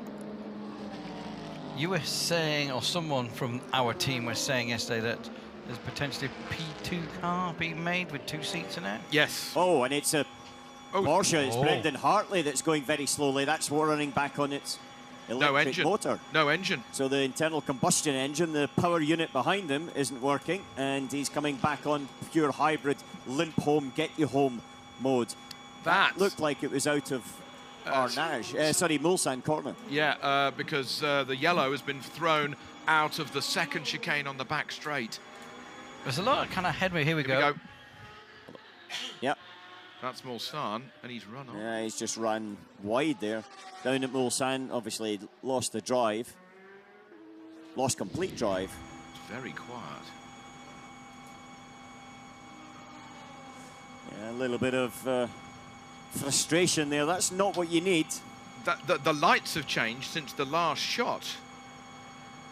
There's less illumination in that cockpit than there was a moment ago. Yeah, on his face, Has something changed again? Because that's what I was saying. Because the illumination can come in from the sides there. You can see it again. I wouldn't necessarily hold too much store in that, in all honesty with you. Now, the last P1 car we saw in Q2 going at this speed was the 9 car, the 8 car, which needed an engine, which was running on electric. This is going very, very slowly. Now, Alan, you know, be interesting to know how much of a percentage of the lap do they need from the start of the lap to be able to get full charge in the batteries to limp it home to the pits. I mean, Buemi was at the second chicane, got it back to the pits from there. Look, basically, you ensure that you've got a system that allows you to do a lap to get you home. You've always got some change in your pocket. Yeah, and so therefore you've got to have the capability to get you home. Because if you're stuck on the circuit, you're never going to win this race. You're never going to repair or anything else. So you've got to be able to get you home. Louise is down in the garage. I think we'll cross over to Louise if she's there. Louise, are you there? Yes, I am. And I'm just going past the Porsche garage, and the number 2 team are ready. The crew are ready, but there doesn't seem to be any urgency in there at all. It's funny, Louise, there's limited amount they can actually do until they get the car back. You know, it's not something that's going to be an instant repair. They'll have the data. There's data that's sent back live, so they roughly know the heartbeat of the car in terms of, you know, obviously what's happened. And it very often in these things is a sort of shut-off as the Toyota guys kind of celebrating and in a happy mood. Whilst the Porsche guys are under a little bit of pressure at the moment with a bit of a problem. Because Brendan had only just got into that car, hadn't he? He swapped from Timo Bernhard. Yeah. Meanwhile, this is the fastest car ever to circulate around this Le Mans circuit. That's the number 7, Brit Mike Conway at the wheel, as he makes his way through the Ford chicane. Past our commentary position, we can see the single red light shining like the proverbial beacon. And away he goes over the start-finish line up towards the Dunlop Bridge once more. I repeat, it is the Toyota on pole position overall in LMP1. In LMP2, it is the number 26, that is the G-Drive Racing Orica, with Alex Lynn, the Brit Alex Lynn, who has set a pole position in LMP2 for that team. In GTE Pro, it is the number 69 Ford GT of Ryan Briscoe, Richard Westbrook and Scott Dixon, who is on pole position in GTE Pro. And in GTE AM, it is the Chevrolet Corvette, the art car, the number 50 of Fernando Reis, Roman Brandella and Christian Philippon, the car that had an accident in the first free practice session yesterday, but is on pole position at the moment in that class by about half a second ahead of Lamy, Lauda and Dalla Lana in that number 98 Aston Martin. 50 minutes remaining in this final qualifying session for the Le Mans 24 Hours of 2017. Oh, and it that's on... Hold on a second, that's a little bit... That's down at Indianapolis. He's gone straight on in Indianapolis. Team Here radio. we've got his radio. Yeah, mate, stop somewhere there where it's safe. Just stay with the car, and make sure if you get out of the car, you take the spare radio with you. Yeah, Kyle Wilson-Clark, the engineer, is given a bit of information. Stop where it's safe. He's run off down the escape road at the left. On the right-hand side on the battery, there's a plug. There's a plug. You need to remove that. There's a hybrid safety plug. If you remove that. Yeah, that's basically so the car is actually safe for the guys to work on the marshals in terms of moving the car around. It's still live, electrically charged in that respect, and that will allow it to be safe for them to move it, but clearly Brendan confirming. So take out the spare radio, take out the spare. And Brendan, on the right-hand side on the battery, there's a plug. There's a plug. You need to remove that. There's a hybrid safety plug. If you remove that. Yeah. Copy. So take out the spare radio. Take out the spare radio so I can talk to you. And then jump out of the car. Yeah, Brendan Hartley, a bit of communication there. You know what happens, there's a lot of safety systems in terms of they'd run through what to do. And then jump out of the car. And he's got a... the reason he's saying jump... Main off as well. Main off as well. Main switch, jump out the car. The car's still electrically charged, so he doesn't want to conduct between him and the ground and the car. And so therefore, if you jump, you have to jump off the car. That's why sometimes you see them, and also in Formula One, where they literally jump off the car as if they're an Olympic high jump champion. It's because they don't want to connect the car to the ground via them. And therefore, he's also taking the spare radio. The car's got the car radio, but there's also a spare radio that he can plug his helmet into. And as long as you don't go away a certain distance from the car, if I remember correctly, it's something like 3 meters. A bit like a sort of a Bluetooth connection, kind of. Yeah, kind of. But thing. then you can still have the connection back to the pits. So they're obviously potentially going to tell him what to do to try and get that back now, aren't they? Or are they just going to leave it? To be honest with you, that car now with 48 minutes to go is stuck out there. There's very little they can do. It didn't make it back, and they've got yeah, it's not a standard problem. That leads me to some of, I mean, and I can't remember any, but you will have some, Toby, you might have some. In the old days, and it could be even recently, but there were stories, sorry, I'm not saying that you're old, guys, but in days gone by, okay, in days gone by, let's put it that way, they've all turned their back on me now, but there were stories of mechanics walking through the woods, dropping bits and bobs off. I mean, does that still happen, or is it... Oh. Side on the battery, there's a plug. Oh, this is just on a loop. Yeah, it's just been repeated, yeah. But yeah... Yeah, we've heard this, so... Okay, and slow zone there now. Yeah. So yeah, story-wise, I mean, what were the funny ones that you heard of mechanics appearing in the back of the Mulsanne and things like that? And well, everybody, therefore, was of the opinion that you could slip a Marshall, a 50 or something, and they'd look the other way. I don't think that necessarily happened that often. Put it like this, I was never given a 50 in the pocket just in case. You kept it. If there was, the last thing I'd do would be giving it to everybody else. But no, you do have a little toolkit. Now the cars are very, very sophisticated. And so therefore there is a limited amount you can do. They all have limp home systems. Basically, I get you back to the pits. And so that's one of the sort of least things a driver can do. It's not as if you can mechanically get in there and really do very much. But Julian, you know this in your area, in the World Rally Championship. We don't see telemetry, so I assume it's off now. Yes, copy. Main was off. Main is off. That's new, that message, I think. Is new. Yeah, that's basically just confirmation that the car is now basically master switch and everything's off, and so therefore it's safe.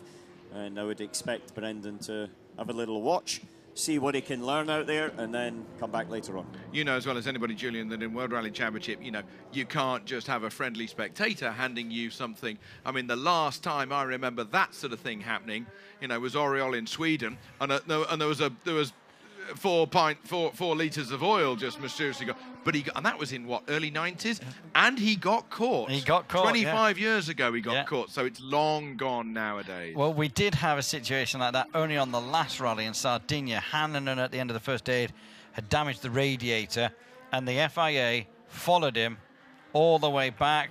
They keeping an eye, making sure that he didn't pick up any water from anybody and things like that. And there was. They get water at the end on hot events. They got water at the end of the stage. They just try and take as much as they can. In the garage of Rebellion. Rebellion. I couldn't even think of what they were called. Yeah, and that was Nico Prost, son of 4 times Formula 1 world champion Alain Prost. This is the number 36 Alpine, Romain Dumas, Gustavo Menezes and Matt Rao, who are in that car here this weekend. Romain Dumas, the winner here 12 months ago. Overall winner in the Porsche LMP1 and went on to win the World Championship at the end of the season. What happened there? You won Le Mans, you win the World Championship, and you're not rehired. What's the real deal on that one? Elbowed out, or young blood coming through, or they promised something to Tandy? What was the scores on the doors? You know, future success is what sometimes they're looking for, and there's an evolution process. I retired after winning the World Championship in Le Mans. Yeah, but that was your choice. But you know, there's different situations. It might have been his wife's choice. We all know that that's always true. Oh dear me! But there's no better place than if you're going to stop, you may as well stop right at the top main. Yeah, I mean, it's the best place to be. So. JYS did it, Alan McNish did it. Yeah, Nico Rosberg did it. Yeah. I thought it was much better to say, yes, the last race I did, I won the World Championship, as opposed to last race I did, I finished 12th, I retired. Exactly, yeah, that's it. So the traffic coming up here in towards Tetra Rouge, the Toyota stuck behind the Ford GT in the corner. That's lost all of his momentum, used excess energy that he didn't need, or didn't want to use, I should say, to accelerate back up to terminal velocity.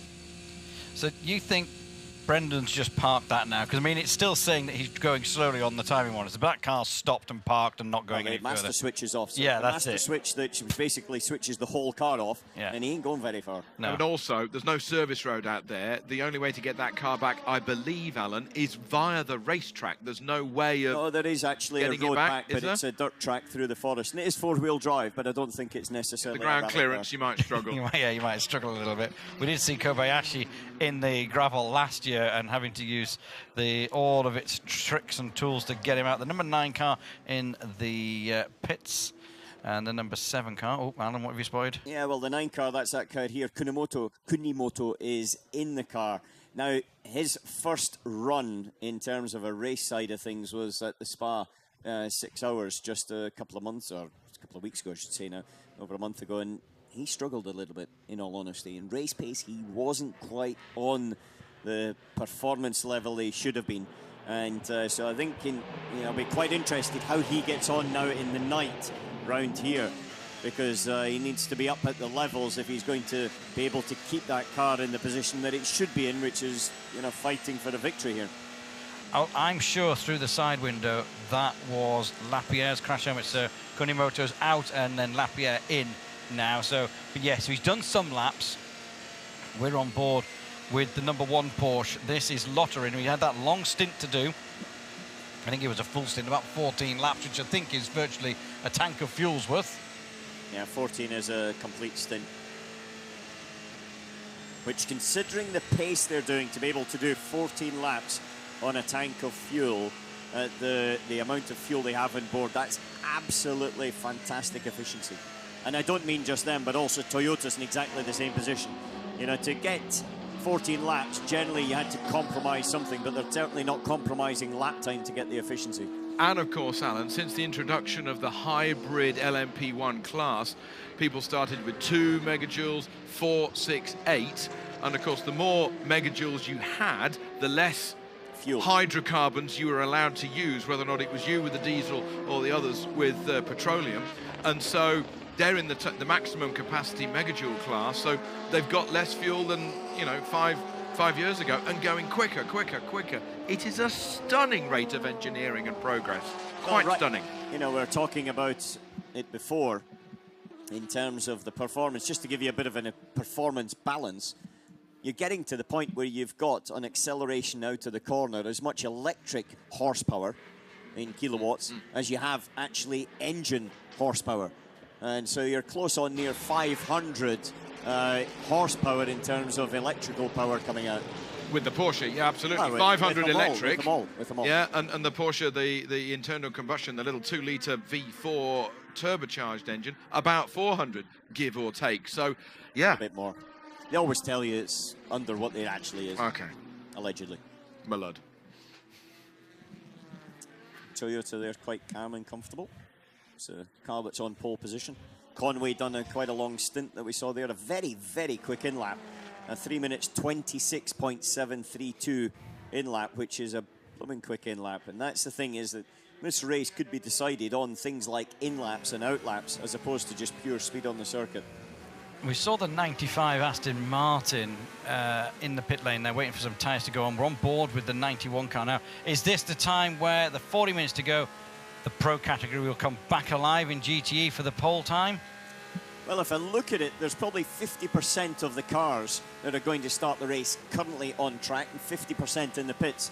So if you think about it from that point of view, then you've got a reasonable chance of a clear-ish lap right now, especially in a GTE car where you're not necessarily catching the people ahead of you, you're being overtaken. There's a bit of a wiggle there from the RSR as it came in.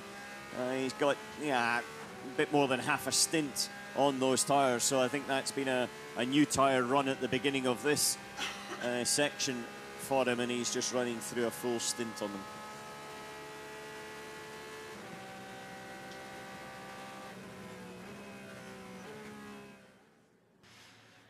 It's a lovely noise, isn't it? You don't get that kind of noise. You've got the speed in the P1, but in the GT cars you have that lovely acceleration and proper kind of revving engine, so to speak, don't you? It just sounds great. Now, what are you working out, Toby? Top 12 in the GTE Pro class are split by 1.39 seconds. Top 12 in a near 4-minute lap. That is just stunning. Miles apart. Really? Got to get it closer than that. I mean, what are they all messing around at? You know, it's kind of like, dear me. So 1.39 seconds covering those top 12, 2.3 seconds covering the top 2 in the LMP1 class in less time. In AM GT Pro, it's still the 50 car, which is quickest there. And this is the 91 car coming in.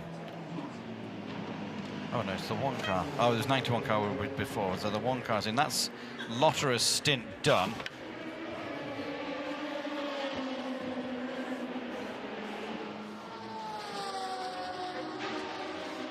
'97 car, that's currently sat 1, 2, 3, 4th. Darren Turner, I don't know whether he's on board it now. He was on board it before, right? Okay, this is this moment the 91 car had, I think. That's another moment he had. Yeah, that's a bigger moment than just a bit of a wiggle. He lost the rear a little bit at the second chicane. That's the following corner down at Mulsanne, where he's just run a bit wide at the apex, taken a bit too much speed in, lost a bit of rear grip, and as he ran up over the curb, then it's looped round on him. Lotterer still in the car. They put it on the little trolley wheels, and they're refueling. You have to refuel outside, and then it looks like they'll take him back in. We're going to hear from the 91 Porsche.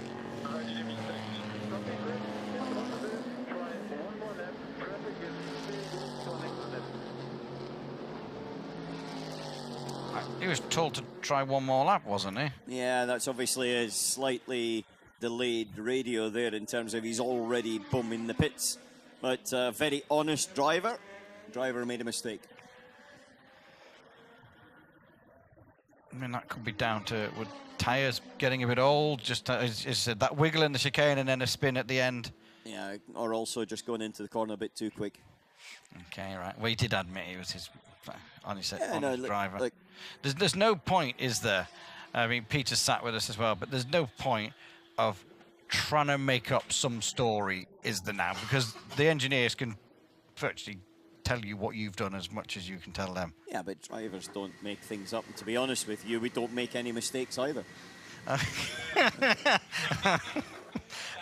Don't know why there's a bit of laughter in the room here. Okay, right. Yeah. They said something funny. Yeah, yeah, okay, yeah. Oh, well, never mind. So outlapped for the 7 car and the 1 car. In the pits is the 8 car with Davison. Kobayashi, the man who is the fastest guy around here for as long as, well, since chicanes have been put in here. And he's back in to have a, I don't think he's going to have another go. He doesn't need to, because he's over 2. I mean, that's a massive margin. 2.337 seconds is the advantage. That is just huge. So, yeah. Well, Lapierre is... okay,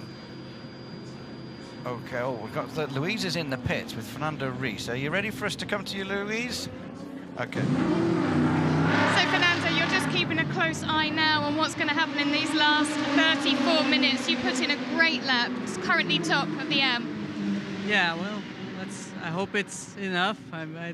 I don't think it will be, to be honest, but I'm happy with where we are. Unfortunately, we lost the peak of the grip on the new tires with the yellow flags and compromised the lap time a little bit. Could have been a little better. But yeah, it was the best I could do after that, you know. So I hope it's enough. But if it's not, I know that will be, you know, top 3 more. I think it's pretty safe to assume that. So it's good enough. Did you expect the times to be coming in at the end of this session? Well, I believe some others will attempt to improve their lap times now, with half an hour to go now. So.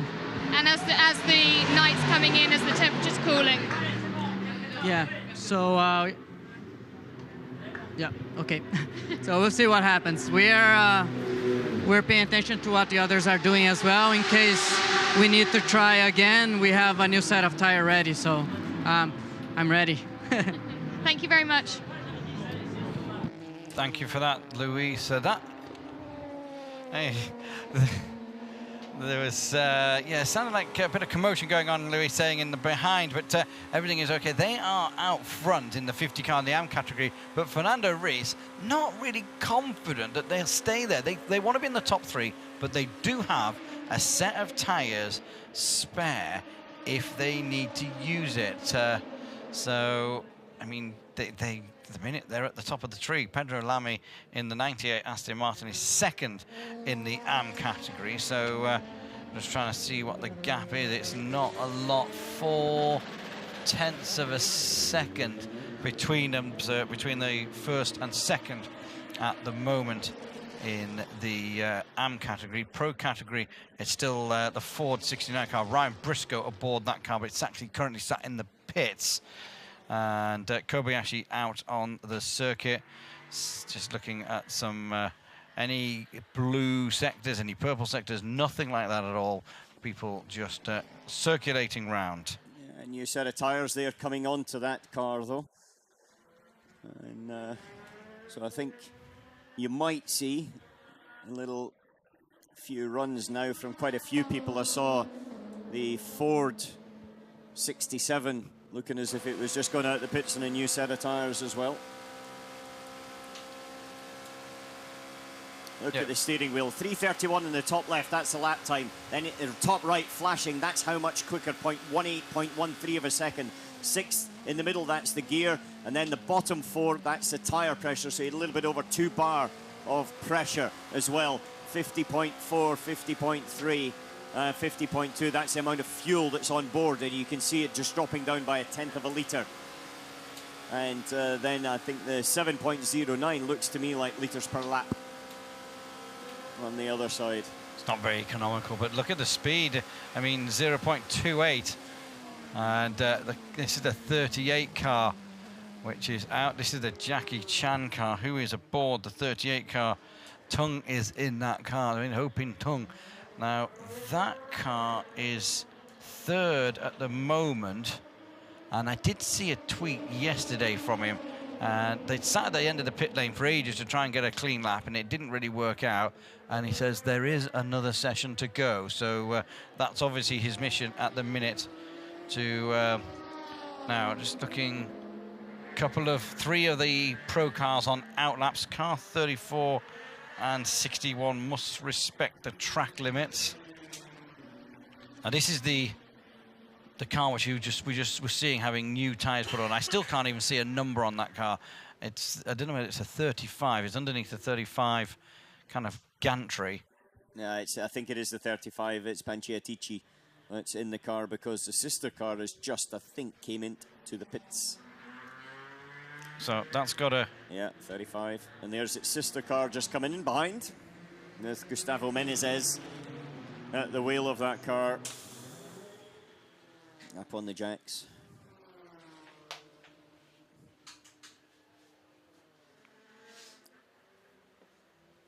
Drivers thinking about what is going on.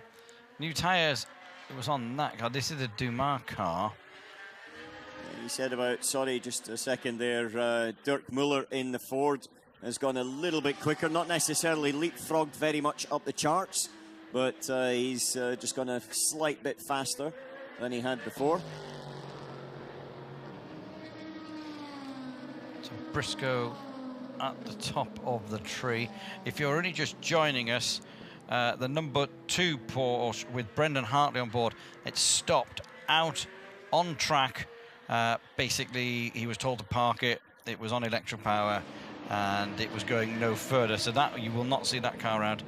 We've had no improvement on our fastest time, which was, without being disrespectful to anyone, but it was going to be quite difficult to beat, a 3:14.791. The 22 car is into the pits there. That's a little bit further down. Gutierrez in that car is quite a bit further down. But the 26 car, which is the other G-Drive car, that is the one currently quickest at the moment in P2. They've got a huge, just under 0.2 of a second as their advantage over the 25 car. Aston Martin, and so Darren Turner now stuck in a 51.619 to pop himself in 3rd place. That's still 0.4 of a second away from Ryan Briscoe in the Ford that's sitting on pole position, the GTE Pro, as now he runs down underneath the Dunlop bridge. Now he'll be able to continue. The tyres should be able to take it. He's on Dunlops. That's the interesting thing, is the Aston Martin are on Dunlops, whereas the rest of the category, in terms of the Porsches, the Corvettes, the Ferraris and the Fords, are all on Michelin tyres. And so Darren's now run through. This time's not quicker than the previous one at that stage of the lap. Bruno Senna is sitting in there in the Rebellion. Something, again, if you're new to Le Mans, there's different coloured headlights. The P1 and P2 cars have like white headlights, and the GTE cars have yellow headlights. So if you're wondering why cars have different headlights and what the categories are, that is it. Bruno Senna sat in the Rebellion car, waiting to go out. The 32 car has just done a personal best lap, but still quite a way down. Albuquerque in that car. Everyone taking photographs, people in that position where VIPs and guests can be in the garage, enjoying the atmosphere sampling what is so special about this race, racing in the dark. Patrick Dempsey there, actor, racing driver, team owner. And he's arrived not racing here this year, has done in the past. Or Dr. McDreamy, as I think most people, or most females like to call him. That's it, we've got a quickest time. We've got a change in the pro category there, Alan. Yeah, Richie Stanaway in the Aston Martin, Darren Turner's teammate, who we'd said popped it up into third. Well, now he's down to fourth because Stanaway has just gone quickest overall with a 3:51.038, which is a couple of tenths quicker than Ryan Briscoe, who was in the fourth. Harry Tinknell, though, in the other Ford, has also jumped up to a 52.008. And so there's a few quicker lap times coming in right now, especially in that GTE battle. That's the one that's actually starting to deliver again. Aston, Ford, Chevrolet, Aston, Porsche. Pretty good. That balanced performance is pretty spot on. Yeah, let's see when the race starts. Yeah, then fuel loads make a big difference. Well, we're on board and here. The Dunlop versus Michelin. Yeah, that's the big thing, isn't it? We're on board here with the pole sitter at the moment in pro. What surprised me about Richie being able to do that time, I thought that talking to the guys from Michelin, the Dunlop had managed to put the temperature into the tyre. They needed that high track temperature to get to the lap time. But it seems like Richie Stanaway has just proven us wrong. He doesn't need that ultra high track temperature to bring it into its operating window. He's got it switched on, and the track temperature's down into the 20s. So, yeah, Michelin will be concerned looking at that. This is a 38 car. This is currently third in P2. Are they new tyres or used tyres or whatever? They were new tyres. So they're going for a lap then, aren't they? Yeah. Brand new set of tyres going on there. Same driver. I didn't see Sir Tung still in the car. So he'll... you're just watching what else is going on. It's a Jota team running that Jackie Chan car, and as now he drops out the pits. Why is Patrick Dempsey, because he did race, and then he didn't last year because he was busy, but why is he not racing again this year? Because I thought he was less busy now. Not that I kind of stalk him or anything, but I generally thought he was less busy and was going to come back. But you would know him, you're kind of friends to the stars. Yeah, I never actually asked him that. Yeah, okay. That's something for you to do before Saturday. We chat with him tomorrow. Yeah, that's it. I'll give you the answer. Save you stalking him. That's it. I do know what it looks like because I've just seen him on the telly, but apparently last year I walked straight past Keanu Reeves or someone. I had no idea. All these people were running around and I just sauntered straight past him. But anyway, we'll see. This is the 50 car, which is still currently quickest in the AM category. On board with the 95 car. Stanaway having already done one lap. It's whether this second lap can improve. So far, first two sectors, no improvement. No improvements coming anywhere in the GT Pro. In fact, no improvements anywhere on the screens at the moment.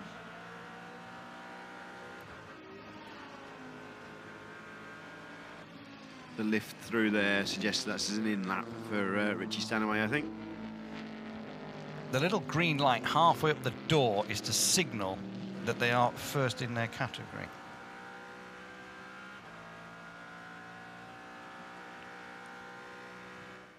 Just watching to see if he jinks right here. Yeah, in lap.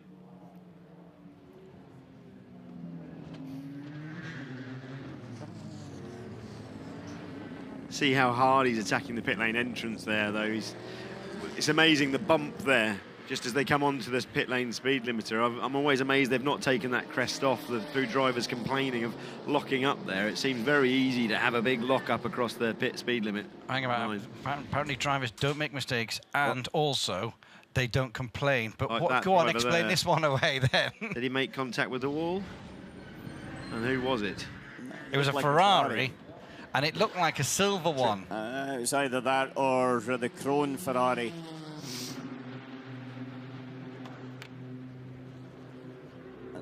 Yeah, I'm not sure if that was an live that we saw. In fact, it was right outside our commentary box, but I didn't see which set of headlights it was that disappeared off into the gravel trap. Yeah, but looking at the lap time, then it could have been the Krone Ferrari has done a 4 minutes 10. as its last lap, which is a bit slower than normal.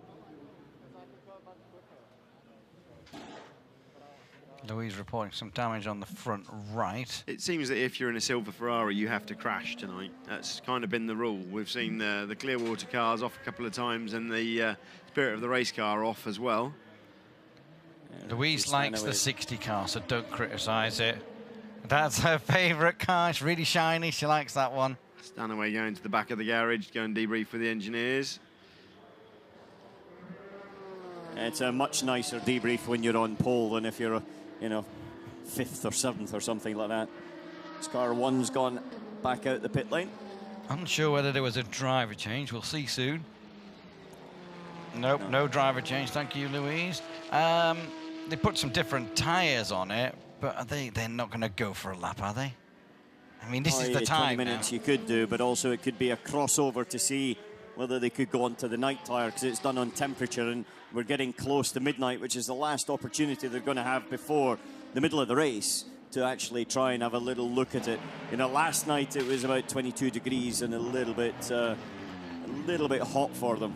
As there's a bit of work going on there with the Ganassi crew in the Ford on the front nose. Changing the nose. Which car? The 67 car. That's the car of Harry Tinkle that just went itself up into 2-4. Turner goes pole in GTE Pro. Aston 350.8, lowering the bar by another 0.2 over his teammate. Aston 1-2. Well, certainly they're delivering. Richie Stanaway, no response from him because he's out the car. We saw him going into the back of the garage. That's at the moment where you think, oh, your teammate's gone quicker as well. Right when he was in the middle of that really positive debrief. Yeah. When the engineers on the other side of the garage roar.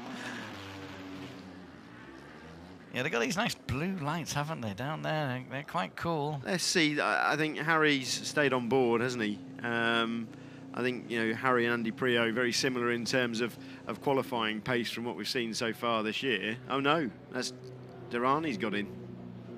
Durrani in. Yeah, they switched round. I think that was it. That was their run. Yeah. Okay, so 18 minutes, 45 seconds.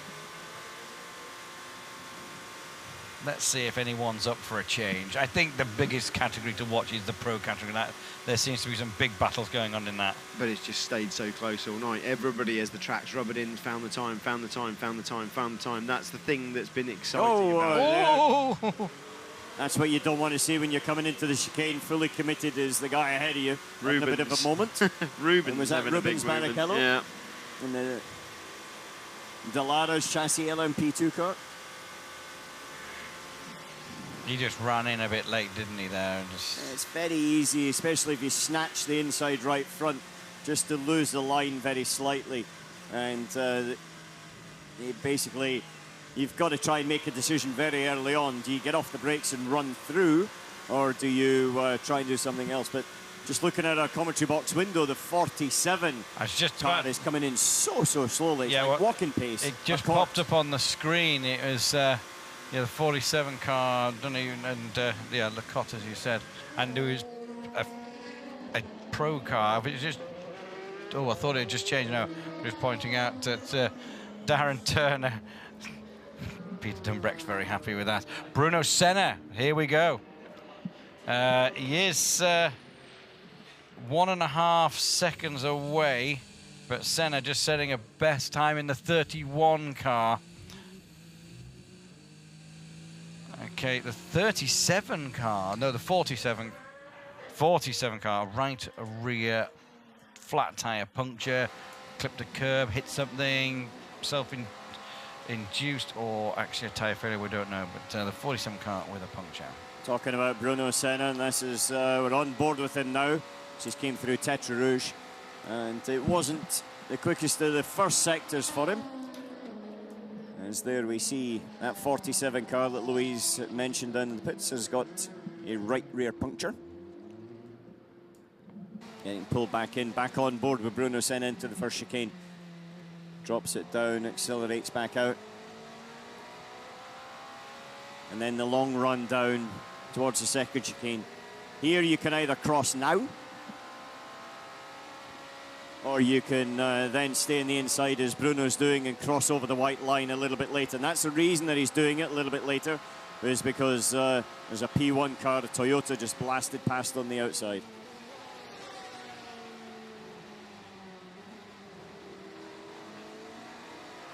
Look at that P1 car, the way it just accelerates, launches off the corner. That looks like a fully lit P1 car heading for a lap, but didn't catch which car it was. So the car's being left out on pit apron, ready to go to parc ferme. They're definitely happy that that's that for the Stanaway car, whereas Darren's taking on fuel, looking like he's going to go back out for the rest of the... No, you automatically refuel as soon as the car comes to a stop. That's like just a standard practice, whatever. It's being pushed back. I mean, will they hold it? Will they? How important is pole in pro? Is it? Oh, we're back onto this fancy steering wheel again. He's minus 2.5. Is that right? Yes, he is minus 2.5. If he stays at minus 2.5, he's going to be... Hold on a second. That's not same car, though. It's a 3-2. It's Gustavo Menezes in the Alpine. I think that we're on board with... Now, is that hoping? 38. It says it's 38. Now, if it is, that car's fourth at the minute. 3 seconds off, so that'd be a 3:23. That's going to be a very quick time if it is. That's very, very quick, isn't it? Anyway, let's see when he comes down. We'll see the sector as he comes through now, because he's into Indianapolis. Long way to go yet. Car braking down through in towards the left-hander, getting onto the power, just running up onto that curb on the right-hand side. Then Arnaud's the slowest corner on the circuit. Now this is the end of the middle sector as he accelerates out of that corner. So we see Alex Brundle improve, 3:27.5. I think it is Hoping Tongue, actually.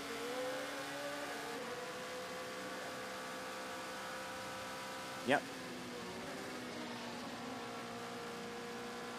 It's a big push here, isn't it? He's little smidgen of a lift just to get... You see the flames spitting out of the car as he lifted off, coming through Porsche. That's a stunning view of video there. This is going to be a big time, if everything is what we believe it is. But, I mean, I'm looking at his sectors, but they don't seem to be lighting up. But no, it's not going to be 5 seconds quicker than what he's done already. It's not going to be a 3:21, I can pretty much tell you that. Here he is, cross the line. Right now, 3:25.911. And it is a quicker lap from Hoping Tongue, puts him up into third place.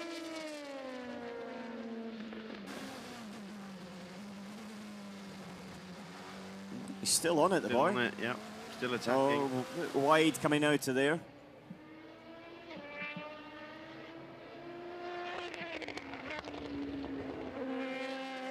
Senna dropped away on the on his second lap. We'll see what the sectors give us on Tongue.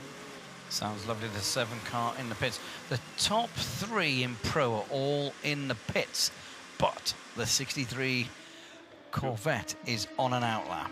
Jordan Taylor on board. Okay, and battle is commencing again in the AM category. Fernando Reis is on an outlap. Pedro Lamy is on track. And the top 5, top 6, top 7 in P2 are all on track as well. 12 minutes to go. That single red light on the left-hand side, and the right-hand side of the car says P1. Kobayashi, the man that delivered that exceptional lap time on board as well.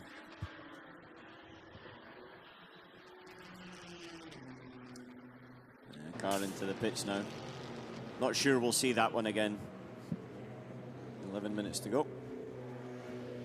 Stefan Muka in the Ford has just also done a slightly quicker lap time, 51.991. Jumped into the middle of all of the GTE runners.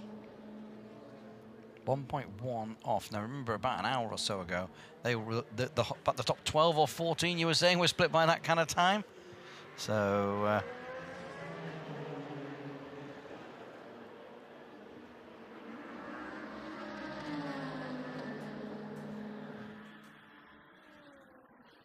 It's a 28 car there. That just hearing from Louise that we're 28 getting ready to go back out. Intrigued to know who's on board that car.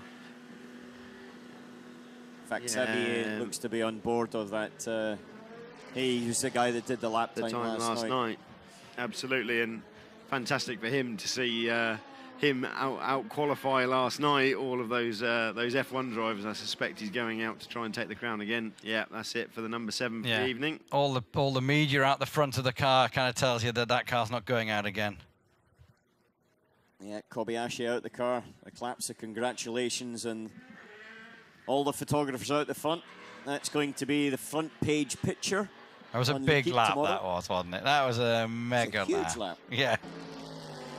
It was something else. It's one you smile about for a long time to come if you're Kamui Kobayashi. It's the one you have on your mobile phone that you're showing all your friends forevermore, isn't it? It's this is the one. Collado in the Ferrari, 51 Ferrari, pops up to second in GTE Pro, 351.0. So Aston Ferrari, Aston Ford now, but wait for Jordan Taylor and see what he can do in the Corvette. So we've got Petrov in the 25 car in the pits, Bruno Senna in a 31 car in the pits. They might try and have another go, but at the minute it's a 26 G-Drive car that is currently circulating as well as being quickest, and Bruno Senna on an out lap now. 71 car, that's Sam Bird in there in the Ferrari as he flicks through the left-hander at karting. Seems to be the final sector where they're all gaining the lap time. Not necessarily the first or the second part of the track, but the final part from Arnage all the way through to the start and finish line. Is that headwind through the Porsche Curves? The wind felt to be dropping earlier, which, you know, the wind's giving you the downforce. Yeah, Bird's now dropped himself into 4th. So it's Turner in the Aston Martin still quickest, Ferrari Collado 2nd, Aston Martin Stanaway 3rd, Ferrari Bird 4th. Jordan Taylor's lap looking pretty respectable. Lost a bit of time in the first sector. Gained a bit back in the second. Wait and see Jordan come through and see what that does. But I think it is going to move him up.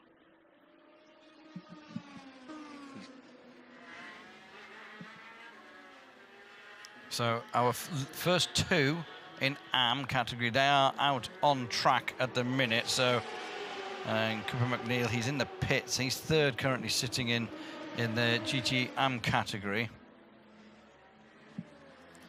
More of our pro cars are on track than, well, no, because someone's just come into the pits. Hear the rumble of the Chevrolet come past us. Jordan Taylor completes the lap and goes. He doesn't. Seemed to stay where he was, yeah. David Richards from Pro Drive. And I was like, watch out for the weather over Cali. You're like, I'm here already. I can't believe it takes you an hour and a half. David Richards announced today as the new chairman of the MSA, the Motorsport Association in the UK, taking over from Alan Gow on the 1st of January 2018. So another cap for him to wear. Also, he's been honoured by the ACO as well. I can't remember exactly what it was now, but last week or so. You keep pointing, Giles. I'm not sure what you're trying to look for. This Taylor lap, You think that's something amiss? Yeah. Nothing special.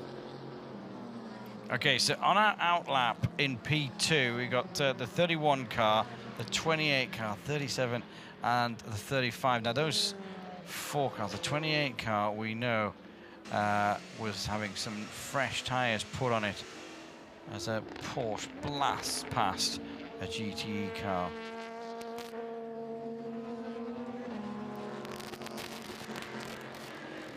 Lotterer still on board. He's done a lot of laps tonight as Lotterer in that car, because we know he did a 14-lap stint.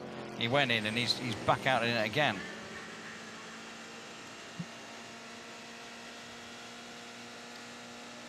Hoping Tongue into the pits.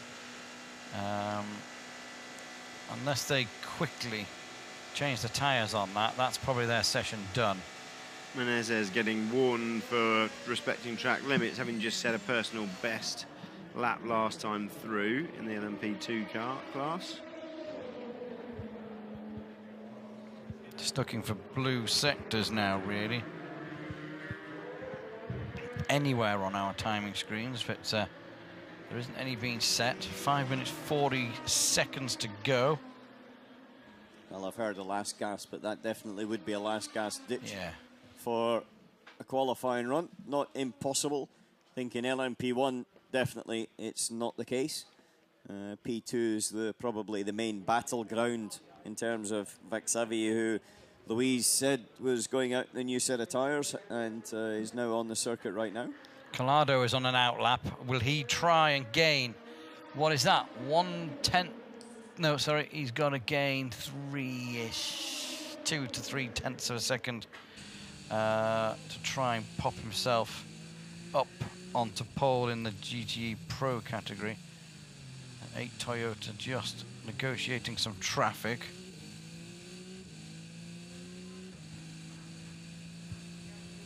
The journalists and media, television and photographers are heading towards the number 7 garage. There are already a lot of them there, and they're waiting for that photograph. Kobayashi, it was some lap relatively early on in the session, in qualifying 2. I mean, it was... Yeah, but it was directly after red flag, so therefore he was the first out and got a clean track, and he had a very, very clean, a good, strong, hard lap. So I think it's more the opportune time in terms of quite a few things for Kamui Kobayashi. As we see the Toyota number 8 that's currently in second place with Nakajima on board, bouncing through the final chicane. Also, Allocation was going very slowly, coming towards the pit lane as well in the 27. Oh. And they've got an incident. 34, is that? Yeah. Yeah. Ooh. Oof. That's a strange off. Lucky boy, yeah. Well, that wouldn't have happened a year ago now, would it? Because that's the extended gravel trap there at Porsche Curves. Hit the wall. He'd have been in the wall hard. Yeah, 34 cars. That's Nigel Moore. He'd actually just done his quickest lap of the qualifying so far, and the car's quickest qualifying. He's got an interior light on in there now to see what he's got to do. It's kind of handy. It is. That's the Karun Chandler car as well. Gulf racing colours on there, those famous colours. So yeah, 12 months ago, until they put that big runoff, he'd have been in the wall heavy in that place. Or was the runoff still there, or is it? No, no, no. No, that's new. There was a bit of runoff there, but not that much. Not quite. That's quite a bit of runoff area there, as you can see, going around the outside. I'm not so sure whether he didn't clip the inside curb.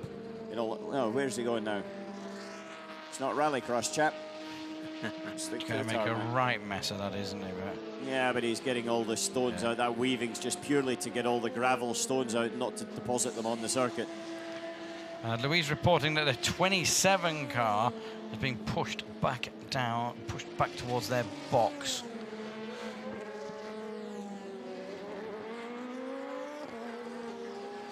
That's...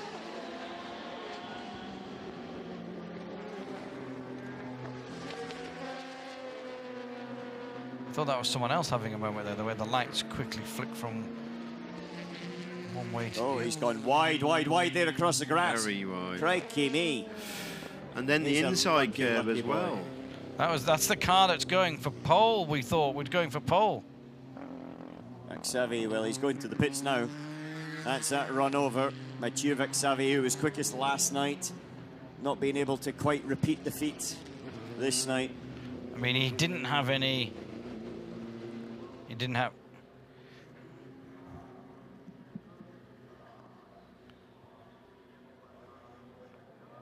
Yeah, so Vaxavi getting a bit wrong in Porsche. He seemed to run wide in the long right-hander, get onto the dirty part, then turned into the left at karting, then just ran completely wide through the gravel trap and across the grass to get himself back out. Clobbered that inside curve as he came back across the track as well, so hopefully he hasn't done too much damage to the floor as he walloped it. There was certainly a big cloud of dust came up behind it on the inside curve as well. I mean, there was no blue sectors on there or anything, so in theory, he hadn't thrown away a pole lap. What is going on with Collado? Not a lot there. That's looking quite safe for Turner. So definitely not a lot.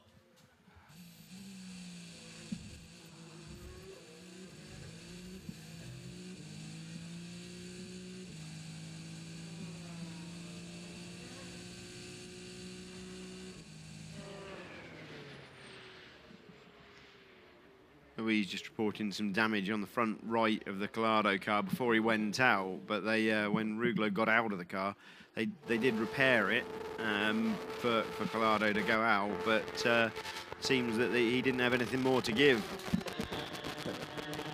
Static audio there. Kobayashi, obviously. Domo arigato to his team. Thank you very much. Very good job, Sarrazin and Conway.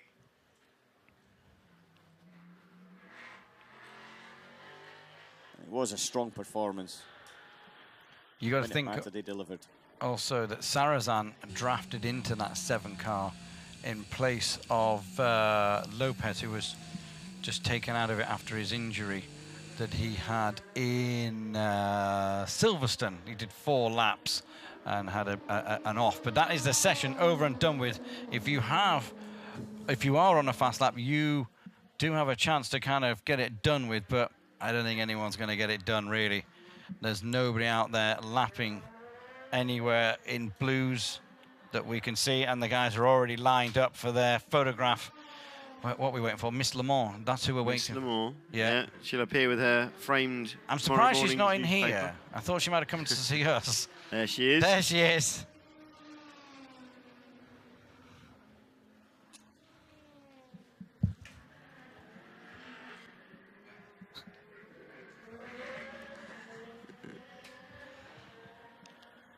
Toyota in pole for the 24 Hours of Le Mans. Japanese car, Japanese driver delivered it. I think there's a lot of photographs going on there, a lot of photographs. The Sarrazin pointing at Kobayashi, basically he's the one. And there's a little bit of, I think there's quite a few fans, photographers trying to get a bit closer, and they were just trying to give him a bit of space. Well, they have to be very careful. That car's in park for me. So therefore, it's not as if they can be crawling all over it. All over the car, yeah. And the G-Drive guys, Roman Rusinov there, celebrating the pole time in the LMP2 class. David the Aston Richards, Martin guys, yeah. Celebrating pro category with Darren Turner in the 97 car. There's our pole crew, and the Labra guys will be so pleased with that pole for Fernando Reis in the Chevrolet Corvette after the start they had to the weekend yesterday, putting the car in the wall very early on in the first free practice session, but definitely very deserving. A lot of hard work gone on in that garage over the past 24 hours. What was that figure that you gave us on the wrapping on it? Okay, hang on. G-Drive interview. Louise is in the pits. They're just having their pictures, so we'll come back to it unless you know it off the top of your 90 man-hours went into wrapping each set of bodywork. Okay, we're going to cross to Louise. Well, Alex, another pole for you and here at Le Mans. Yeah, my first Le Mans and my first pole at Le Mans is, cheers, man. Yeah, what can I say? It's everything that I dreamed of coming here, and I knew we had a fast car, and I knew, to be honest, I had to do a big lap time to take it away from the Manor car tonight. And yeah, just thanks to the guys for giving me a fantastic car, and we did the job. But obviously now the hard work really starts. Thank you, well done. Thank you, Louise. Got so many buttons to press. I pressed the wrong one. But yep, celebrations in the Toyota camp, and everyone is either got the checkered flag or is in the pits. Photographs being taken of the screens there. So that's session over and done with, and what kind of work now goes on, Alan? These cars are right now in Parc Ferme, but we've got day and a bit, and we've got all Friday. They got no running tomorrow. So what kind of goes on now with these cars? Basically, they did the majority of the overhaul work overnight yesterday. So after the session finished at midnight yesterday, then there's a lot of rebuilding went on through the night and then into today. Now they'll sort of just do all the final prep of that, and also take all the spare parts up to the specification that they're going to have for the race, in terms of if they need to change things in a spare gearbox or alternatively quarter suspension or something like that. And so they'll do all of those sort of preparation aspects to it. Some of the teams will have a bit more of a strip down, especially if they've had an issue. But ultimately, you want to be doing as little as possible between now and the warm-up for the race, because after the warm-up, you've got such little time before the cars have to be lined up on the grid. Okay, so that's it. The 7 car is on pole. It was a time that was set in qualifying 2. It's a 26G drive car that is on pole in P2. Over to the pro category, it is the 97 Aston Martin. Darren Turner was aboard. And then the car you've just seen on screen, the 50 Labour competition Corvette.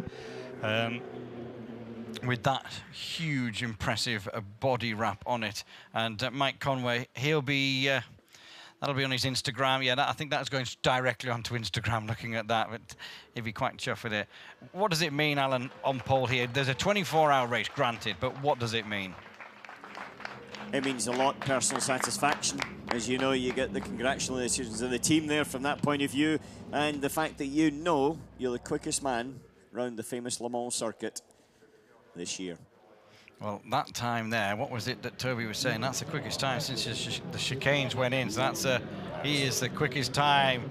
It's just phenomenal, isn't it? Kobayashi is just done it. This is the G-Drive crew celebrating their performance, and there's just some highlights coming through of what we've had. And it was a session, and we kind of knew it, guys, going into it, that time of Kobayashi wasn't really going to be beat. But the fascinating part, really, for me, was the GTE Pro category. Yeah, they just kept taking it away, didn't they, as the track came to them. But it's been so tight in that class that every time a little bit. We haven't seen huge chunks of time like we saw in the LMP2 class, where they were taking 2 seconds out of it, another second out of it, another second out of it. It's been fine-tuning down to where we've got to, and I'm just amazed. It's not just manufacturers in the GTE Pro class, it's tyres as well, and it's going to be a fascinating race.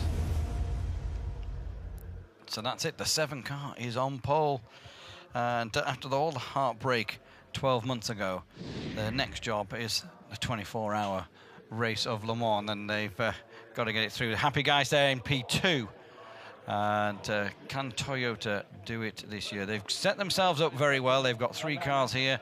They've got themselves in a perfect place.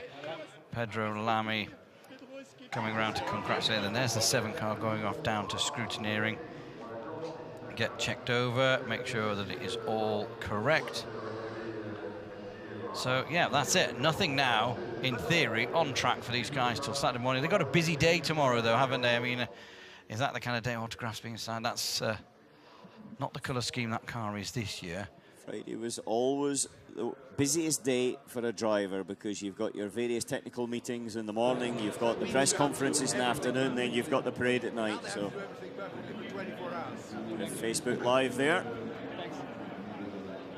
Other social media channels are available. Like I say, there is so many social media channels around, and these teams are fully up to speed with all of them now.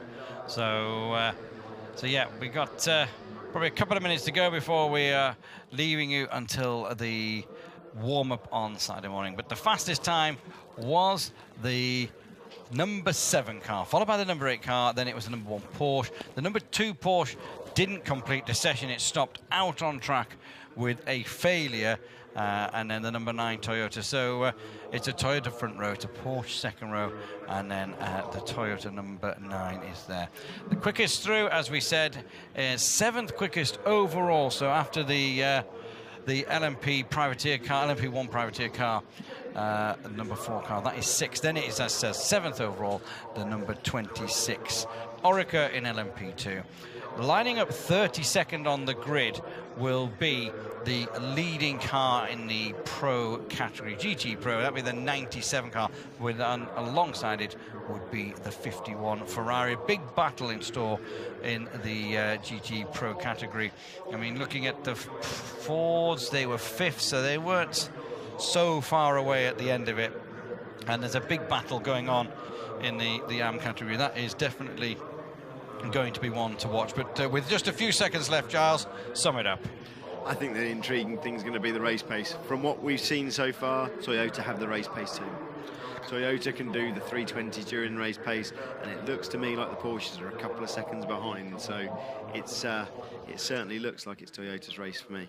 It is looking very favourable, but it was last year, 12 months ago, and exactly. This is it. They always say, Le Mans lets you win, you don't win it. It kind of gives it to you.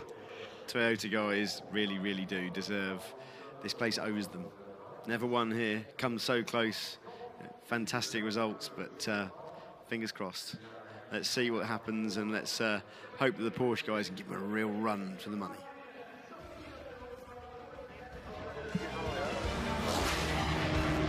Yeah, copy that, Andre. Let's leave it on for the white